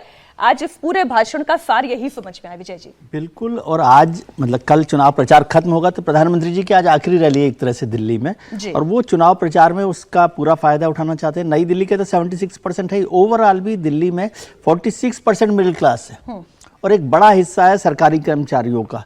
तो उसका बजट का जो बड़ा फायदा है उसका कम से कम मिडिल क्लास पर और सरकारी कर्मचारियों पर ज़्यादा से ज़्यादा इम्पैक्ट हो सके, ये कोशिश प्रधानमंत्री जी ने की।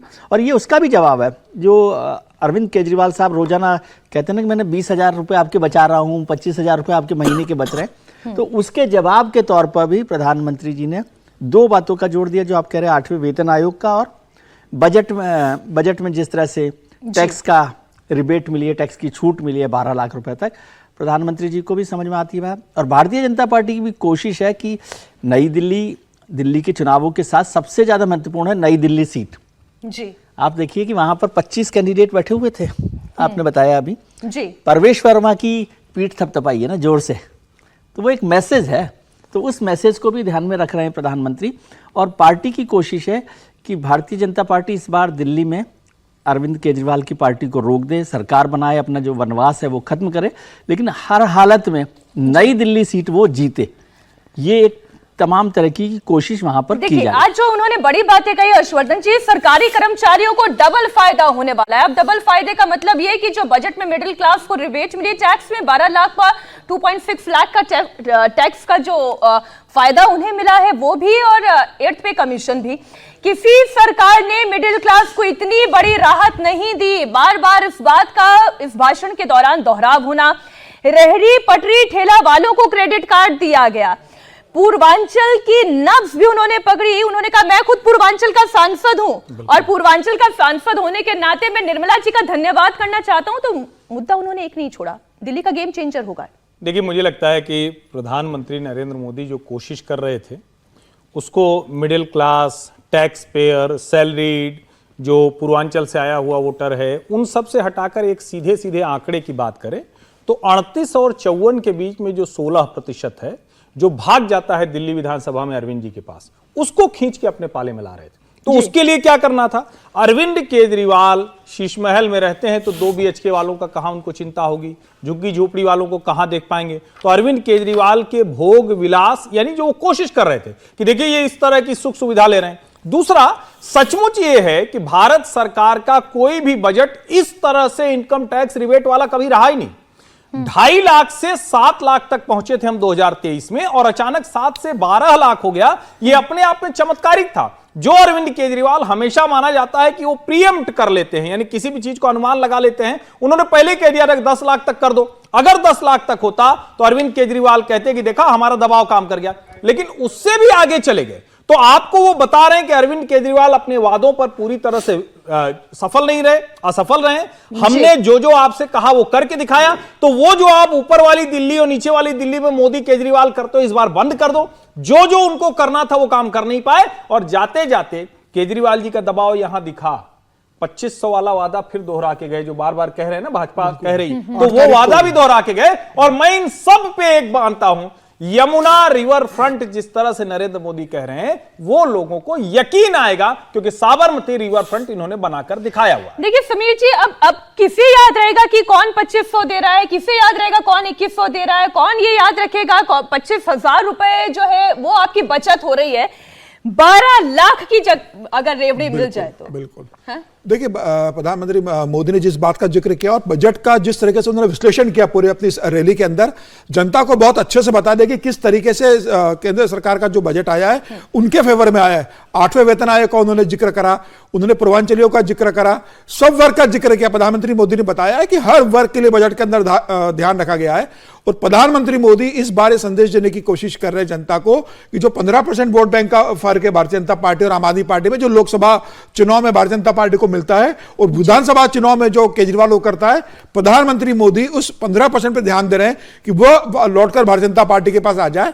और मुझे लग रहा है कि जिस तरीके से प्रधानमंत्री मोदी ने जनता को एड्रेस किया है, जैसा बजट आया है और जिस तरीके से भारतीय जनता पार्टी का संकल्प पत्र 3 भागों में आया है, वो ये बता रहा है कि पूरा फोकस भारतीय जनता पार्टी का इस बार लोकसभा का जो वोट भारतीय जनता पार्टी का था उसे विधानसभा चुनाव में अपने पास बना के रखने की कोशिश करना है। और प्रधानमंत्री मोदी ने बहुत स्पष्ट कहा कि प्रधानमंत्री मोदी अगर गारंटी देते हैं तो गारंटी पूरी होने की गारंटी है। और बताया कि 8 तारीख को रिजल्ट आते ही 2,500 रुपए का जो हमने वादा किया है वो हम पहली ही बैठक में लागू करेंगे। तो मुझे लग रहा है कि जो सिर्फ अरविंद केजरीवाल की 8 तारीख को 2,500 आपके खाते में आ जाएंगे। तो ये सीधा सीधा जो अरविंद केजरीवाल कहते थे कि भारतीय जनता पार्टी की सत्ता आएगी तो फ्री का पैसा, फ्री की बस बंद कर देगी, प्रधानमंत्री मोदी ने बहुत स्पष्ट कर दिया है कि हम उससे ज्यादा देंगे और 8 तारीख को देना शुरू करेंगे। और एक और बड़ी बात जो उन्होंने कही कि एक भी झुग्गी नहीं टूटेगी, और शीश महल वाले क्या जाने झुग्गी वालों का दर 2 BHK वालों की जरूरत है। भास्कर, हम उन सीटों पर जरा बात कर लेते हैं और थोड़ा विस्तार में बात कर लेते हैं जो सीटें ऐसी हैं, आम आदमी पार्टी खुद उन्हें अंदर ये लग रहा है कि ये सीटें कमजोर हैं, जिसमें आदर्श नगर, शालीमार बाग, विजवासन, जहां से अब कैलाश गहलोत बीजेपी की ओर से चुनाव लड़ रहे हैं। ऐसी कौन कौन सी सीटें हैं जहां पर इस रैली के बाद दर्द और बढ़ जाएगा? और देखिए, आम आदमी पार्टी के सोर्सेज की अगर बात करें तो उनका ये मानना है कि 20 से 25 सीट ऐसी है जहां पे लड़ाई अभी चल रही है आम आदमी पार्टी और भारतीय जनता पार्टी के बीच में। इन 20 से 25 सीट पे दोनों ही पार्टी मेहनत कर रही है और यही दिल्ली की सत्ता में कौन बैठेगा ये तय करेगा। उसमें जो सीट आपने नाम लिया, जैसे अब आदर्श नगर है, ये नॉर्थ दिल्ली की सीट है, लगातार 2 बार से आम आदमी पार्टी जीतती आई है। इस बार टिकट बदला है, उन्होंने टिकट बदला है और एक दिल्ली के पुराने जो नेता हैं जो एमसीडी में पिछले 7-8 बार से जीत रहे हैं उनको टिकट दिए मुकेश को। लेकिन पार्टी ये मान रही कि हो सकता है कि वो थोड़े से कमजोर पड़ जाए या वहां पे ज्यादा मेहनत मार्जिन में बहुत जो कम देख था। रही हूँ 1589 का मार्जिन मार्जिन भी बहुत बड़ा नहीं था और कैंडिडेट बदलने का भी एक असर होता है। जो लगातार चुनाव जीत के आ रहा है उसको ना दे के आप किसी और को दे रहे हैं तो उसका भी एक असर होता है। तो यहाँ पे और ज्यादा पार्टी को मेहनत करने की जरूरत महसूस होती है। अगली सीट आप शालीमार बाग। हाँ। शालीमार बाग में वंदना झा जो है, वंदना कुमारी लिखती हैं, वो आंदोलन के दिनों से पार्टी से जुड़ी हुई हैं, एक्टिविस्ट के तौर पे वो जुड़ी थी मतलब आम आदमी पार्टी से और उनको टिकट दिया गया। इस बार उनसे नाराजगी है आसपास के लोगों में, ये ऐसा मान रही है पार्टी और हो सकता है कि रेखा गुप्ता जो भारतीय जनता पार्टी की लीडर है, काफी दिल्ली प्रदेश में भारतीय जनता पार्टी की सीनियर लीडर हैं, तो उनकी स्थिति थोड़ी सी स्ट्रांग बताई जा रही है पिछली बार की तुलना में।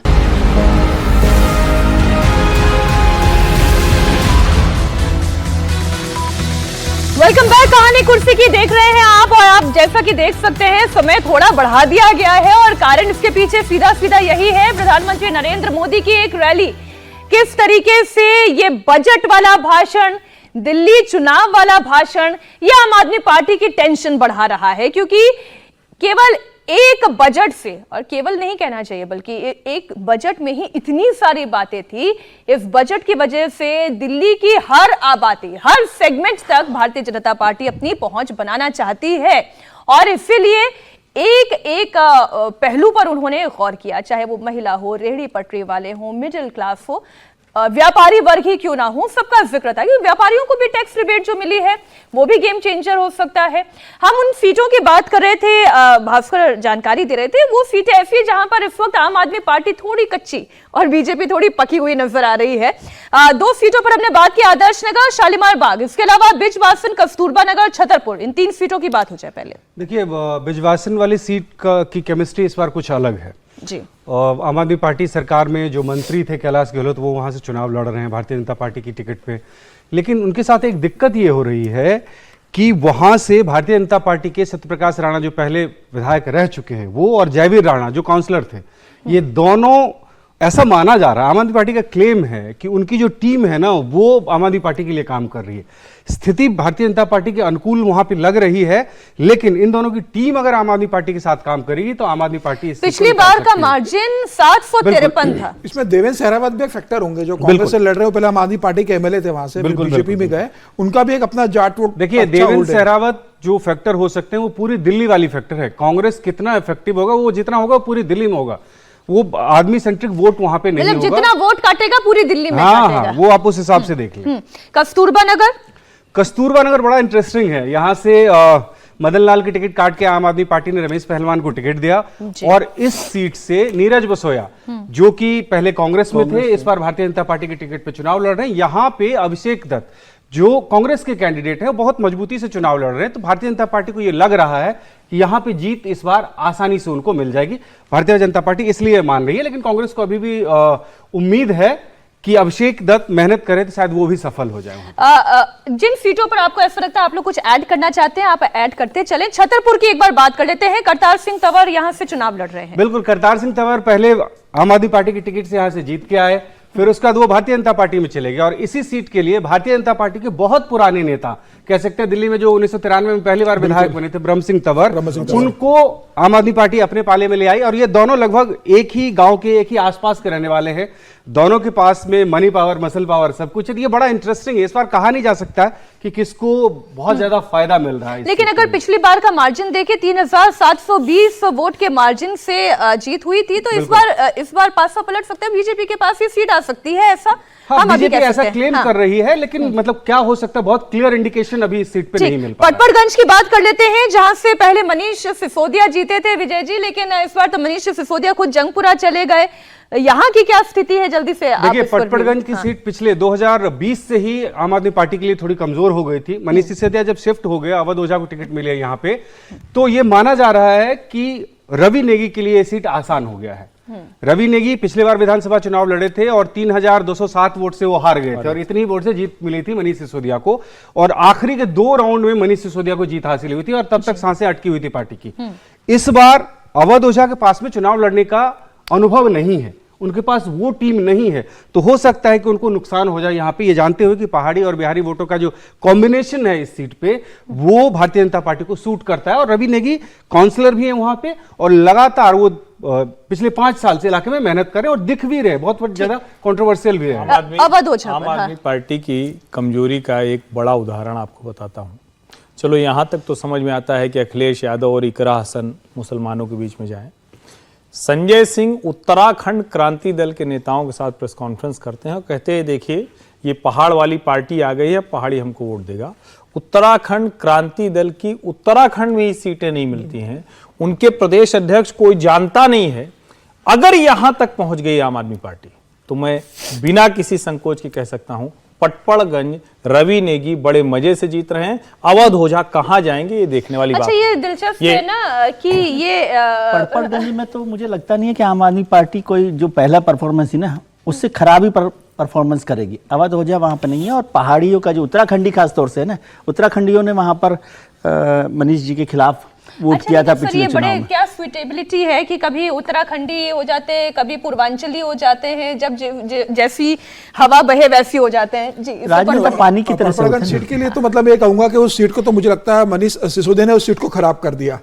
आप कम मार्जिन से जीते, लेकिन आप 5 साल आपके पास आप बहुत बेहतर वहां अगर काम करते, जनता से संपर्क बना के रखते तो आप बड़ी मार्जिन से निकाल पाते हैं। और उसके बाद भी अगर आप शिफ्ट होते तो आप जिस उम्मीदवार के लिए प्रचार करने जाते थे, जनता कहती कि नहीं मनीष सिसोदिया ने कहा है तो हमें इसको वोट देना है। आज मनीष सिसोदिया ने अपने सीट से पल्ला झाड़ दिया, आप जंगपुरा चले जाते हो। एक सीट खराब की है, दोनों खराब कर दिए, जंगपुरा भी और पटपड़गंज। ये कह रहे हैं। एक चीज मैं इसमें ऐड करूंगा, अगर सिर्फ काम की बात करें तो पटपड़गंज विधानसभा में मनीष सिसोदिया जब वहां से जीत के आए 14 सरकारी स्कूल को उन्होंने बहुत बेहतर बना दिया।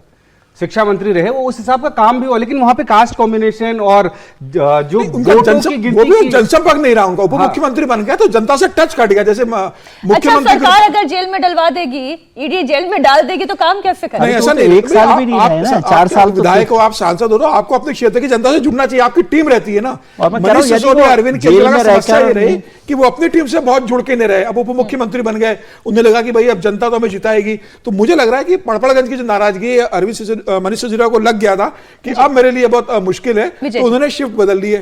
नहीं, मुझे लगता है कि यदि सिसोदिया जी वहीं रहते और अपना सिंपैथी वोट करते कि भाई देखो मैं तो रहता, लेकिन इस सरकार ने जो आपने कहा कि भाई जेल भेज दिया था, इस वजह से नहीं कर पाया। अवध ओझा के मुकाबले में तो फार बेटर कैंडिडेट होते और शायद जनता में भी बहुत सारे लोगों को लगता है गलती हो गई थी या कुछ। अरविंद केजरीवाल ने जो एक लाइन जोड़ दो, छवि भी कहा, अरविंद केजरीवाल ने जो जंगपुरा में कहा कि ये उप मुख्यमंत्री बनेंगे, इनके एक फोन पे काम होगा, तो वो तो पटपड़गंज में भी कह सकते थे ना कि आपका उप मुख्यमंत्री रहा है 10 साल से, फिर ये उप मुख्यमंत्री बनेंगे, आपके फिर काम तो फिर सर वो 70 के 70 पे बोलना चाहिए, आपके सबका काम होगा। ये तो आम आदमी पार्टी थी ना, कब से खास आदमी हो गई। आम आदमी में तो हर आदमी विधायक था, हर आदमी मैंने कहा कि 70 के 70 पे ये बात होनी चाहिए। सिर्फ मनीष सिसोदिया और अपने लिए पूरी प्राणपण से लगे हुए हैं। इसी से पता चलता है कि आम आदमी पार्टी की असली स्थिति क्या है। और समीर जी थोड़ा मतलब आप ऐसे भी नहीं कीजिए, अरे वहां भी ना बोले वो हारने की स्थिति इतना खराब ना आ रहे ना भाई, क्यों बोलता है आदमी?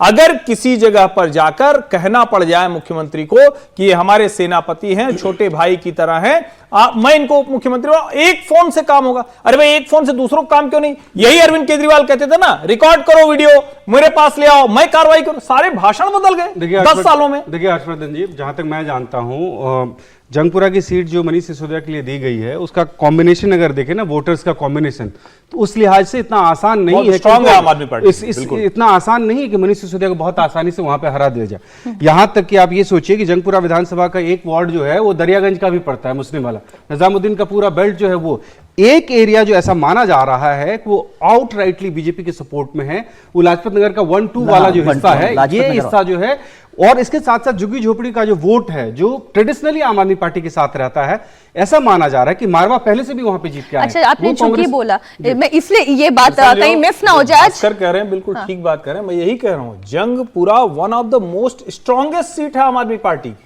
अगर वहां अरविंद को ये कहना पड़ रहा है कि आपका फोन सीधे उप मुख्यमंत्री का फोन होगा, तो आप हालत समझिए। नहीं, मैं ये झुग्गी वाली बात इसमें और इंक्लूड कर देती हूँ। जो आज प्रधानमंत्री मोदी ने भास्कर ये कहा कि कोई झुग्गी नहीं तोड़ी जाएगी, ये एक एश्योरेंस था ना कि वो बताना चाह रहे हैं कि हम आपके साथ हैं। नहीं, देखिए हुआ क्या कि जैसे ही चुनाव का आगाज हुआ, प्रधानमंत्री आगाज होने से पहले, चुनाव की घोषणा से पहले प्रधानमंत्री का कार्यक्रम हुआ और उसमें झुग्गी के बदले मकान का सर्टिफिकेट दिया, उन्होंने मकान दिया लोगों को। आम आदमी पार्टी ने इसके बाद इसको मुद्दा बना लिया कि आज 2, 4, 10 लोगों को मकान दे रहे हैं और सैकड़ों लोगों की झुग्गियां तोड़ेंगे। बजाबते उन्होंने लिस्ट निकाली कि इन झुग्गियों को तोड़ा गया था और इन सबको तोड़ा जा सकता है। झुग्गी का जितना बड़ा वोट बैंक है वो आम आदमी पार्टी ये मान के चलती कि उनके पक्ष में है, और वो अगर खिसक गया, घर के लालच में अगर वो खिसक गया तो बहुत बड़ा नुकसान हो जाएगा। इसलिए आम आदमी पार्टी लगातार ये कह रही थी कि झुग्गियों को तोड़ रही है भारतीय जनता पार्टी, अलग अलग एजेंसियों का नाम लिया गया। अब उसको साधने के लिए प्रधानमंत्री मोदी जी ये कह रहे हैं कि किसी भी झुग्गी को नहीं तोड़ा जाएगा। ये सीधा सीधा अरविंद केजरीवाल और आम आदमी पार्टी की जो स्ट्रैटेजी है उसका जवाब दे रहे थे प्रधानमंत्री। ये अब कुछ उन सीटों की बात कर लेते हैं। पटपड़गंज पर हमने चर्चा की, कृष्णानगर, गोंडा, रोहतास नगर, ये 3 सीटें। और देखिए पूर्वी दिल्ली ट्रेडिशनली पिछले दो विधानसभा चुनाव से देखें तो ये भारतीय जनता पार्टी के लिए मजबूत है, और मजबूत ऐसे नहीं होता। 2020 के विधानसभा चुनाव के टाइम में आपको याद होगा कि देश के गृह मंत्री जो अभी है अमित शाह चुनाव प्रचार की शुरुआत कर रहे थे, डोर टू डोर कैंपेन कर रहे थे, ये सब इस दिल्ली में किया गया था। दिल्ली दंगे का असर हुआ था, इसकी वजह से पिछली बार रोहतास नगर हो, गोंडा हो, लक्ष्मी नगर हो, विश्वास नगर हो, ये सारी सीटें भारतीय जनता पार्टी जीती थी। और इस बार भी इन सीटों पे भारतीय जनता पार्टी की स्थिति मजबूत है। करावल नगर भी, जहां से कपिल मिश्रा चुनाव लड़ रहे हैं भारतीय जनता पार्टी के लिए, ये सारी सीटें जो है भारतीय जनता पार्टी ये मान के चल रही है कि उनकी स्थिति मजबूत है। एक गांधीनगर सीट वो, और इसी से जुड़ता हुआ एक और सवाल ये है कि कांग्रेस से भारतीय जनता पार्टी में जाने वाले वो नेता, जिसमें अरविंदर सिंह लवली हैं, राजकुमार चौहान हैं और नीरज बसोया हैं, इनकी क्या स्थिति दिखाई दे रही है? देखिए ये तीनों आम आदमी पार्टी के खिलाफ आज चुनाव लड़ रहे हैं। कांग्रेस के मजबूत नेता थे तीनों ही।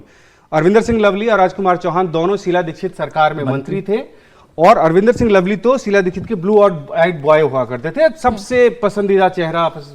कोई भी बड़ा काम करने हो लवली के करेंगे, खेड़ा जी और लवली। हाँ, और आज वो कांग्रेस में उनकी स्थिति ऐसी हो गई थी कि चुनाव नहीं जीत पा रहे थे, खुद को सम्मान नहीं मिल पा रहा था, भारतीय जनता पार्टी में आ गए। अरविंदर सिंह लवली की एक खासियत रही है, जब वो मंत्री भी थे उनकी विधानसभा में वो बहुत काम करते थे और मैन टू मैन कॉन्टैक्ट बहुत अच्छा है। आज भी इसीलिए भारतीय जनता पार्टी ये मान के चल रही है कि लवली अगर खुद चुनाव लड़ेंगे तो विधानसभा चुनाव उनको नहीं हरा सकता कोई। हालांकि इस सीट पे भारतीय जनता पार्टी, गांधीनगर, हाँ 2020 में भी भारतीय जनता पार्टी जीती थी, अनिल वाजपेयी वहां से जीते थे। तो गांधीनगर इसलिए। राजकुमार चौहान को मंगोलपुरी से टिकट दी गई है। राजकुमार चौहान भी शीला दीक्षित के समय में मंत्री हुआ करते थे, पीडब्ल्यूडी मिनिस्टर भी थे। कॉमनवेल्थ गेम्स में जितना ये निर्माण का काम हुआ था राजकुमार चौहान करवाते थे, हमने देखा है वो। राजकुमार चौहान 2 बार 3 बार लगातार चुनाव हारने के बाद इस बार उनकी स्थिति ऐसी है कि पार्टी मान रही है, बीजेपी ये मान रही कि वो जीत रहे हैं वहां पे, ये जानते हुए कि राखी बिरलान को वहां से शिफ्ट करना पड़ा। राखी बिरलान वहां से मादीपुर चली गई, और जो भारतीय आम आदमी पार्टी का कैंडिडेट है उसके मुकाबले ये मान रही है भारतीय जनता पार्टी कि राजकुमार चौहान वहां से जीत सकते हैं। एक चूंकि प्रधानमंत्री नरेंद्र मोदी जो अपने भाषणों में बोलते हैं वो बार बार कह रहे हैं कि हम आपको घर देंगे। अरविंद केजरीवाल भी ये दावा करते हैं। अरविंद केजरीवाल ने कैंपेन चलाई कि भाई झुग्गी तोड़ देगी। पिछले 10 वर्षों में एक भी झुग्गी दिल्ली में तोड़ी नहीं गई, ये फैक्ट है, एक भी नहीं तोड़ी गई। और जो घर दिया गया है 1675 अभी दिया था, जो पीएम ने चाबी सौंपी, उसके पहले कुल मिलाकर करीब 4000 फ्लैट दिए। लेकिन कमाल की बात यह कि जो दिल्ली की सरकार है, यानी अरविंद केजरीवाल जी की सरकार, वो किसी को फ्लैट आज तक नहीं दे पाई है। यानी जो उनके जिम्मे था, जैसे वो इसको कहते ना, जब वो कहते कि चलो हम ही 1000-2000 घर दे रहे हैं, तब प्रधानमंत्री की बात के आगे वो कुछ रख पाते। प्रधानमंत्री जब कहते हैं तो वो उनके पास क्योंकि सेंट्रल की भी पावर है। हर्षवर्धन जी, ये दोनों पॉलिटिकल पार्टी के कहने के लिए ग्राउंड पे एक सच्चाई है। लोकसभा चुनाव से पहले 2019 में कालकाजी में दिया गया था झुग्गियों के बदले मकान। मैं गया था वहां पे जी। एक झुग्गी में अगर 7 से 8 लोगों की फैमिली रहती है, उनको 2 रूम का मकान दिया जा रहा है। झुग्गी में वो लोग रह लेते हैं, 2-3 अलग अलग बना लेते हैं छोटे छोटे खोपचे, वहां पे वो फैमिली रह जाती है। लेकिन उनके पास वही एक घर जो होता है, उसको घर देने के बाद भी आप संतुष्ट नहीं कर पाते। ये भारतीय जनता पार्टी की दुविधा है। नहीं, ये आपने दे दिया है घर उनको, लेकिन उसके बावजूद भी वो आपके पक्का वोटर बन जाए, मैं सिर्फ ये भास्कर जो कह रहे हैं ठीक बात है। मैं सिर्फ इस लिहाज से कह रहा हूं कि झुग्गी के बदले मकान वो भाजपा ने दिया, मतलब केंद्र की सरकार ने दिया। अरविंद केजरीवाल कहते भले रहे लेकिन दिया नहीं। अब दिल्ली को किस तरह से होना चाहिए? क्या दिल्ली को झुग्गी के लिहाज से बढ़ना है या ऐसे फ्लैट्स होना चाहिए? तो जो प्रधानमंत्री आज के भी भाषण में बोलते हैं कि जो शीश महल में रहते हैं उनको 2 BHK वाला नहीं दिखे, तो अपना अपना जो टारगेट ऑडियंस है वो भी उसी को एक तरह से हिट करने की कोशिश कर रहे हैं। ठीक है, ये विजय जी, हम अभी जो लगातार आज 1 बजे से हम जो कहानी कुर्सी की में चर्चा कर रहे हैं कि 70 सीटों में से 20 से 25 सीटें ऐसी हैं जिसमें लग रहा है कि बीजेपी अपर एज में दिखाई दे रही है। उनमें से 17 सीटें तो अभी मैंने गिनती करके देखी, जैसे भास्कर बता रहे हैं, जिसमें सीधा सीधा बीजेपी आगे दिखाई दे रही है और बाकी की बची हुई 5 से 6 सीटें ऐसी जहां पे क्लोज कॉन्टेस्ट है। अगर इतनी सीटें भी बीजेपी निकाल ले जाती है तो लड़ाई कैसी दिखाई दे रही है? मैं भास्कर को समझता हूँ, भास्कर दिल्ली को बहुत अच्छे से देखते हैं, समझते हैं और आम आदमी पार्टी को भी देखते हैं। और अगर भास्कर जैसे जो ग्राउंड पर रहने वाले रिपोर्टर्स कहे कि भारतीय जनता पार्टी 20 से 25 सीटों पर एज पर है, तो फिर मुझे लगता है कि विदाई का वक्त आ गया अरविंद जी का। आज विजय जी हम लोगों के साथ आ गए। नहीं, मैं साथ नहीं, मेरे को जो भास्कर जी की बात है, मैं तो साथ होने की नहीं, बात मैं है, जो अभी मुझे भी समझ सर आता है उसको उस मैं- 20-25 से अब अभी ये 17 मैं सीट। मानता हूं कि ठीक। 40 से 45 सीट अभी भी आम आदमी पार्टी आ सकती है। सत्ता में आम आदमी पार्टी आएगी अब आज के कैलकुलेशन के हिसाब से। 70 में से 40 से 45 आप कह रहे हैं कि आम आदमी पार्टी, 17 बीजेपी और फिर बची हुई सीटों पे लड़ाई। सुमीर जी, भास्कर जो कह रहे हैं बस उसमें पार्टी का बदल दीजिए। जहां वो आम आदमी पार्टी कह रहे हैं वहां बीजेपी को लगा दीजिए। मुझे लगता है आम आदमी पार्टी 17 से 20 सीटों पर रहेगी, भारतीय जनता पार्टी 45 सीटों पे जाएगी। ये मेरा आकलन है फिलहाल का। मैं जो आम आदमी पार्टी की मजबूत सीटें नहीं लेकर कह रहा आई हूं, हूँ, आप लोग कुछ ठीक क्यों नहीं लगा रहे? दोनों मिलकर कुछ कर ली। नहीं, लेकिन आज के इस भाषण के बाद भी भास्कर आप ये कह रहे हैं? देखिए अंतर क्या है, 7.5% वोट का अंतर है। 15% का अंतर था, 7.5 से ज्यादा जो ले आए। हाँ। अगर भारतीय जनता पार्टी 7.5% से ज्यादा अगर वोट ले आती है, उसमें बेशक कांग्रेस की मदद मिल जाए उनको तो आसान होगा, लेकिन ये जमीन पे वो होता हुआ नहीं दिख रहा। नहीं, इसको नहीं, दूसरे वो- तरीके से वो- बताइए वो मुझे, इसलिए- क्या आम आदमी पार्टी के पास वोट बढ़ने का कोई कारण आज आपको लगता है? पहली बात। दूसरा सवाल, क्या कांग्रेस का जो वोट है वो आम आदमी पार्टी को नुकसान पहुंचाएगा कि नहीं? ये दो चीजों से वोट तो तय बढ़ने होगा। का आम आदमी पार्टी का सबसे बड़ा कारण मुझे ये लगता है 2100 रुपए देने का जो वादा किया है, एक गारंटी दी है अरविंद केजरीवाल ने। भारतीय जनता पार्टी और कांग्रेस बहुत बाद में आई इस पे। अरविंद केजरीवाल के द्वारा वो गारंटी कार्ड 40 लाख महिलाओं को पहुंचा दिया गया। नहीं, वो सस्टेन करेगा नहीं, तो नहीं, उसको बढ़ा रहा है। लेकिन मैं बता रहा हूं, सुनिए सर, अरविंद उसी जी। में वीरेंद्र सचदेवा भी कुछ दिन पहले जो कॉन्क्लेव में आए, इंडिया टीवी के कॉन्क्लेव में, वो ये दावा कर रहे हैं कि आपने गारंटी वो तो करवा ली, आपने सबकी डिटेल भी करवा ली, रजिस्ट्रेशन भी करवा लिया, उसके बाद फिर उन पर्चों को फेंक दिया आपने ले जाकर। नहीं, वो दावा कर रहे देखिए हैं। वो सिर्फ ये था, वो सिर्फ महिलाओं तक पहुंचने का था। सबको ये पता है कि उस गारंटी के बिना पे सरकारी खजाने से पैसा किसी के नहीं अकाउंट हुआ। में नहीं जा रहा है। बिल्कुल। वो सीधा सीधा ये था कि आपने के 40 लिए। लाख मतदाताओं को अप्रोच किया, कनेक्ट के लिए। कनेक्ट के नहीं, लिए। इस बार भारतीय मीनाक्षी जनता जी पार्टी सिर्फ वही ये होने कोशिश कर रही है, कांग्रेस आम नहीं आदमी कर रही। पार्टी को जो उसमें नुकसान आम है आदमी पार्टी को एज और मिला है। भारतीय जनता पार्टी को जो फायदा होने जा रहा है कि आम आदमी पार्टी के साथ 2 चुनाव में 2015 और 20 में जो फ्री के स्कीम के तो जुड़े ही थे, इसके अलावा एक मिडिल क्लास और अपर मिडिल क्लास जिसे फ्री का कोई मतलब नहीं था, लेकिन अरविंद केजरीवाल एक ईमानदार राजनीति कर रहे हैं, एक नया व्यक्ति आया है, इसको मौका देते हैं। मुझे लग रहा है वो वोट बैंक जिसे फ्री की कोई जरूरत नहीं है, वो वोट बैंक अरविंद केजरीवाल से नहीं, शिफ्ट सर, होके भारतीय देखिए, जनता पार्टी सभी के को पास जरूरत होती है, नहीं, नहीं, हाँ, किसे बिल्कुल। बुरा लगता है? मैं बिजली मैं पानी की मीनाक्षी जरूरत वाली नहीं बात है से- ना। देखिए, 200 यूनिट बिजली तो मुझे लगता है कि एक बड़ा वर्ग है कि जिसको जरूरत नहीं पड़ती उसका सर, एसी है, बाकी जरूरत चीजें। ना होना आपकी- अलग बात है, लेकिन जिसे भी मुफ्त में मिल जाए, मुफ्त किसी वो को किसी खराब को नहीं बुरा लगता। नहीं कोई लगता। मिल रहा है, और वोट इसको टिकाने यूं भी का बस। समझिए हाँ। कि प्रधानमंत्री को हर रैली में ये बोलना पड़ रहा है कि 8 मार्च को 2500 देंगे। तो ये तो देंगे। अरविंद केजरीवाल का दबाव। बस बिल्कुल। एक ही केजरीवाल के साथ संकट है कि लोगों को आज के समय में सब पता होता है। पंजाब वाले कह रहे हैं हमारा 1000 रुपया कहां गया भाई, मिला क्यों नहीं? फिर लोग पूछते हैं कि जब तुम्हारी सरकार थी तब तो तुमने नहीं दिया। ये वाला संकट आप ये कहेंगे कि किसी को बुरा लगता तो मुझे नहीं लगता नहीं, किसी को यहाँ बुरा भी लगता है। कैबिनेट में करके दे सकते थे ना। यहाँ तो नहीं, सरकार ये ठीक है, ये वाला कैबिनेट की लॉजिक- आप बैठक करते हैं, प्रस्ताव पास करते हैं और चुनाव के पहले एक वो किस्त ठीक दे है। देते और हैं ये आम बात आदमी भी पार्टी। देखिए प्रधानमंत्री को बोलनी पड़ रही है और ना अपनी रैली में अरविंद कि जी जो की मिल रहा है विश्वसनीयता वो का बंद संकट नहीं बढ़ा। होगा। वही मैं कह रहा हूँ कि मुफ्त का तो दबाव इतना है कि प्रधानमंत्री जी जो हमेशा से ही मोटे तौर पर, मतलब दिल्ली चुनाव में नहीं, इन प्रिंसिपल भी फ्रीबीज के खिलाफ रहे हैं। बिल्कुल। लेकिन आज वो दिल्ली की किसी भी फ्रीबीज योजना को बंद करने की बंद बात नहीं नहीं कर रहे, बल्कि करेंगे। रीअश्योर कर रहे हैं कि भाई वो योजनाएं चालू रहेंगी। और उसके बाद ये 2500 रुपए की बात कर दी है, तो इसका मतलब है कि फ्री का जो देखिए- हिस्सेदारी है चुनाव में वो कम नहीं है और न कम हो रही है। बीजेपी के साथ यही नुकसान है। अगर आज आप फ्री देने की बात कर रहे हैं, कल आप उसका विरोध कर रहे थे। आम आदमी पार्टी दे रही है पहले से और का वादा कर रही है। जो एक बड़ा तबका है, चाहे मुस्लिम वोट बैंक हो या झुग्गी झोपड़ी हो, अनऑथराइज्ड कॉलोनी हो, वो अरविंद केजरीवाल की बात क्यों ना माने कि बीजेपी के माने। अच्छा। ये अंतर है, एक मुझे लगता है कि एज उनको मिल रहा है। एक आम धारणा भी है जो केंद्र में आप जैसे ही इलेक्शन की बात करेंगे आएंगे तो मोदी ही। ये बात जो चल रही थी 24 के चुनाव में कि इतना तो तय है कि वही प्रधानमंत्री बनने वाले हैं, इसमें किसी को कोई शंका नहीं थी। ठीक वैसे जब आप दिल्ली के एस्पेक्ट पर बात करते हैं तो ये क्या कहा जाता है कि लड़ाई बड़ी जबरदस्त है लेकिन आएंगे तो केजरीवाल। ये है या ये बदला है या अभी भी वही? नहीं, अभी भी कुछ हद तक ये सही है। एक छोटा सा एग्जांपल देके मैं आपको समझाता हूं इसका। अरविंद केजरीवाल जब यहां पे दिल्ली की राजनीति में आए, उससे पहले दिल्ली की राजनीति को आप देखिए। कांग्रेस बीजेपी के अलावा 12% वोट हुआ करता था बीएसपी का दिल्ली में। एक दो विधायक भी जीत के आते थे, 12-14 काउंसलर जीत जाते थे। 5 से 6% वोट होता था शिवसेना का, आईएनएलडी का वोट होता था बाहरी दिल्ली का। ये सब कुछ समेट के आम आदमी पार्टी अपने पास ले आई। अब दिक्कत ये हो रहा है कि एक ऐसा वर्ग जो भारतीय जनता पार्टी के साथ था वो आज भी है, उसमें इजाफा हो रहा है, लेकिन उनकी तादाद इतनी नहीं है कि वोट से वो बाकी वर्ग को पछाड़ दे। 22 लाख करीब जो मुस्लिम वोटर है वो एक मुश्त वोट लास्ट में इस हिसाब पे करता है कि भारतीय जनता पार्टी को कौन हरा रहा है, उसको वोट करेगा। और इसके साथ साथ जो झुग्गी झोपड़ी और उनको तमाम, एक ये कह सकते हैं दूसरे अर्थों में कि एक लाभार्थी वर्ग अरविंद केजरीवाल ने भी तैयार किया है।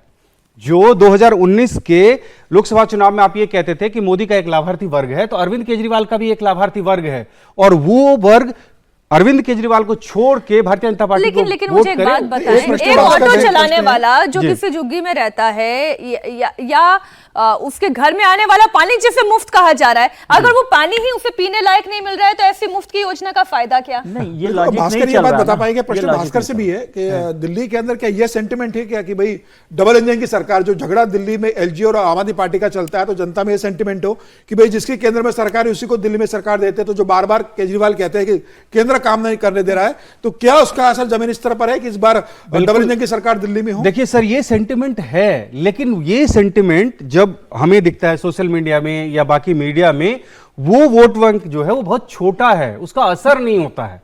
अंतर ये है कि ठीक है, चीजें ओवर पावर कर जाती हैं। तो जो सरकार की योजनाएं हैं, जिसको आप फ्रीवीज कह लीजिए, जो लाभार्थी वर्ग कह लीजिए, उनका असर इतना ज्यादा होता है चुनाव में कि वो ओवर पावर कर जाते हैं इन तमाम लोगों को। और ऐसे लोग जो इस बात पे ज्ञान देते हैं कि ऐसा नहीं होना चाहिए, दोनों जगह एक जगह सरकार होनी चाहिए, एक ही सरकार होनी चाहिए, तो कोई बहाना नहीं बना पाएगा। उनकी तादाद कम है और वोट कम करते हैं वो। नहीं, इसका दूसरा उलट सवाल मैं समझना चाहता हूं, आपसे पूछ नहीं रहा हूं, सवाल समझना चाहता हूं कि जो 16% वोट डिफरेंस है विधानसभा और लोकसभा में, 15% करीबन, तो वो 15% जो भारतीय जनता पार्टी के पास लोकसभा में पहुंच रहा है, उसमें से कितना वोट भारतीय जनता पार्टी विधानसभा में रीगेन कर सकती है? क्योंकि 38% तो है ही ना। बीजेपी को आप कमजोर पार्टी मत समझिए, कांग्रेस नहीं है, 38% पे तो खड़ी है। और 38% वोट ऐसा होता है कि उसमें जरा सा भी मिक्स होकर है बहुत सारी चीजें बदल जाती हैं। जैसे अभी 17 सीटों का जिक्र जो मीनाक्षी जी कर रही हैं, वही ऐसी सीटें हैं। इसमें बीजेपी का भी ये आकलन है। हो क्या रहा है कि पूरी दिल्ली में पूर्वांचल का बहुत बड़ा वोट बैंक है। पूर्वांचल के वोट बैंक को लेकर भारतीय जनता पार्टी की जो शीर्ष नेतृत्व है दिल्ली से जुड़ा हुआ जी, वो आज भी इस बात को लेकर आश्वस्त नहीं हो पा रहे हैं कि पूर्वांचल का सारा वोट जो लोकसभा में उनको मिलता था वो मेरे पास विधानसभा में आ जाएगा। उसमें भी एक तबका जो खासकर बिहार और उनसे लगे हुए इलाके के वोट हैं, उसके बारे में बीजेपी के लीडर्स ये मानते हैं कि उनका शिफ्ट हो पाना बहुत मुश्किल है, कारण वो डायरेक्ट बेनिफिशियरी हैं अरविंद केजरीवाल की योजनाओं को।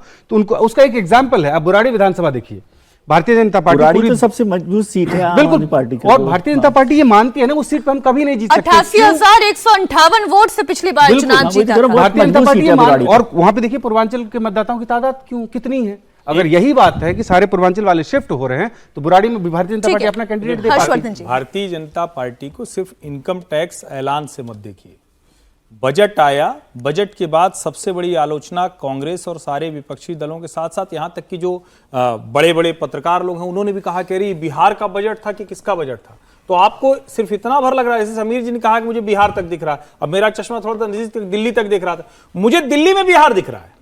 आप पूर्वांचली बात बार बार बात कर रहे हैं। बिहार का मतदाता अपने गांव घर से उसी तरह से जुड़ा हुआ है। बिल्कुल ठीक आप बात इन है। कॉन्स्टिट्यूंसी पे जो पूर्वांचली वोटर की बात कर रहे हैं, ये जो बिहार इतना इको कर रहा है, उसके पीछे वो भी एक बड़ी बात है। तो 12 लाख और बिहार, ये दिल्ली का चुनाव पलटने जा रहा है। एक फोन कॉल 100% यहां से वहां, वहां से यहां जरूर आया होगा कि भाई क्या क्या है। फोन नहीं भी आया, एक कनेक्ट है ना, वो घर से तो जुड़ा हुआ है ना, वो पूर्वांचली जो दिल्ली में बैठा है वो और बिहारी पूर्वांचल को और पीड़ा तो है ही ना हाँ, कि हमारा राज्य क्यों नहीं ठीक हो रहा। अगर एक केंद्र सरकार उसके लिए इतना कुछ करने को तैयार है, तो जो वहां से चल के चला आता है संपर्क क्रांति पकड़ के, वो भी तो, उसको भी तो कुछ समझ में आएगा। नहीं ठीक है, मैं अब उन सीट्स की बात करना चाहती हूं जहां पर आम आदमी पार्टी, जैसे बुराड़ी की अभी बात हुई है भास्कर, आपने कहा कि ये मजबूत है और यहां पर कोई दिक्कत नहीं है।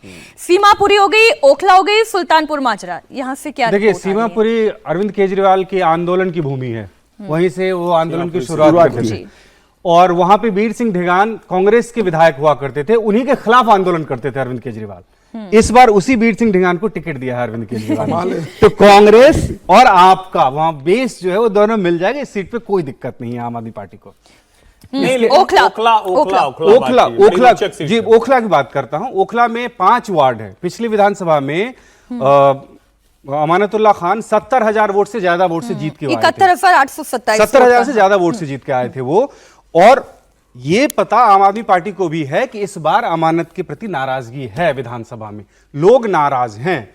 लेकिन पार्टी को यह भी पता है कि मार्जिन इतना बड़ा है कि उसको कोई गैप को फुलफिल नहीं कर सकता। आसान नहीं है। ये हो सकता है कि अमानत की मार्जिन कम हो जाए, लेकिन वो जीत रहे हैं, पार्टी को ये मानना है। उस पर बस 2 छोटे-छोटे आंकड़े। जो अमानतुल्लाह खां आज 71,000 से अधिक जीते हुए बहुत बाहुबली लग रहे हैं, उनको लोक जनशक्ति से 3,700 मत मिले थे, पहले तो ये जान लीजिए। दूसरा, जो अरीबा खान लड़ रही है, वो कांग्रेस के बहुत मजबूत नेता के परिवार से आती हैं, वो आसिफ खान के, वो बहुत मजबूती से लड़ रही हैं। और जो परवेज हाशमी थे, 1993 से 2009 तक जीतते रहे, 2009 के बाद जब दोबारा लड़े तो जमानत जब्त होने की स्थिति थी। तो ओखला बहुत अनएक्सपेक्टेड है, बहुत, जिसको कहते हैं ना कि दूसरी तरह से वोट करता है। उसमें लोग ये, मुस्लिम सीट के तौर पर देख रहे हैं। ओवैसी आए थे, ओवैसी वो भी भी आए वहां थे है, ना, बिल्कुल। ओखला में। शिफाउर रहमान जो दिल्ली दंगों के आरोपी हैं, तो बहुत रोचक सीट होगी, इतना आसान अमानत के लिए नहीं है। अमानत के लिए नहीं है। मैं ये भी मानता हूं, देखिए 5 वार्ड है, उसमें से 2 ऐसे हैं जो हिंदू बहुल है। हाँ, ऐसा भी माना जा रहा है कि अगर तीनों मुस्लिम कैंडिडेट जो है उनके वोट का विभाजन हो गया अच्छी तरह, तो हो सकता है बीजेपी के लिए लॉटरी लग जाए वहां पे। लेकिन पार्टी ये मान के चल रही है कि अमानतुल्लाह खान जीत रहे हैं। अगली सीट सुल्तानपुर माजरा और संगम विहार, इन 2 सीटों पर बात कर लेते हैं। देखिए, सुल्तानपुर माजरा में भी पार्टी को लग रहा है कि कोई दिक्कत नहीं है, लाभार्थी वर्ग बहुत बड़ा है वहां पे और आराम से जीत जाएंगे। और मुकेश अहलावत को दिल्ली सरकार में मंत्री भी बनाया था अरविंद केजरीवाल ने, तो वहां पे स्थिति ठीक है, वहां पे कोई दिक्कत नहीं है। उनको रिजर्व सीट है, इस हिसाब से कोई दिक्कत नहीं है वहां पे। और चैलेंजर भी कोई बहुत बड़ा वहां पे नहीं है। 45-50 हजार से जीती थी शायद वो सीट से। हाँ जी, हाँ, ये संगम विहार आप कह रहे हैं? नहीं, सुल्तानपुर माजरा 48,052। हाँ वही कह रहा हूँ, 45-50 हजार से। संगम विहार एक ऐसा वार्ड है जो चारों वार्ड आम आदमी पार्टी जीतती है। अच्छा। लोकसभा में भी अच्छा प्रदर्शन रहता है और नगर निगम में भी अच्छा प्रदर्शन रहता है। जो वहां से अभी आम आदमी पार्टी के विधायक है दिनेश मोहनिया, जी। जल बोर्ड के भी वो सदस्य रहे हैं, वाइस प्रेसिडेंट रहे। नाराजगी जरूर है उनके प्रति, कैंडिडेट के प्रति, लेकिन आम आदमी पार्टी का प्योर वोट बैंक है वहां पे।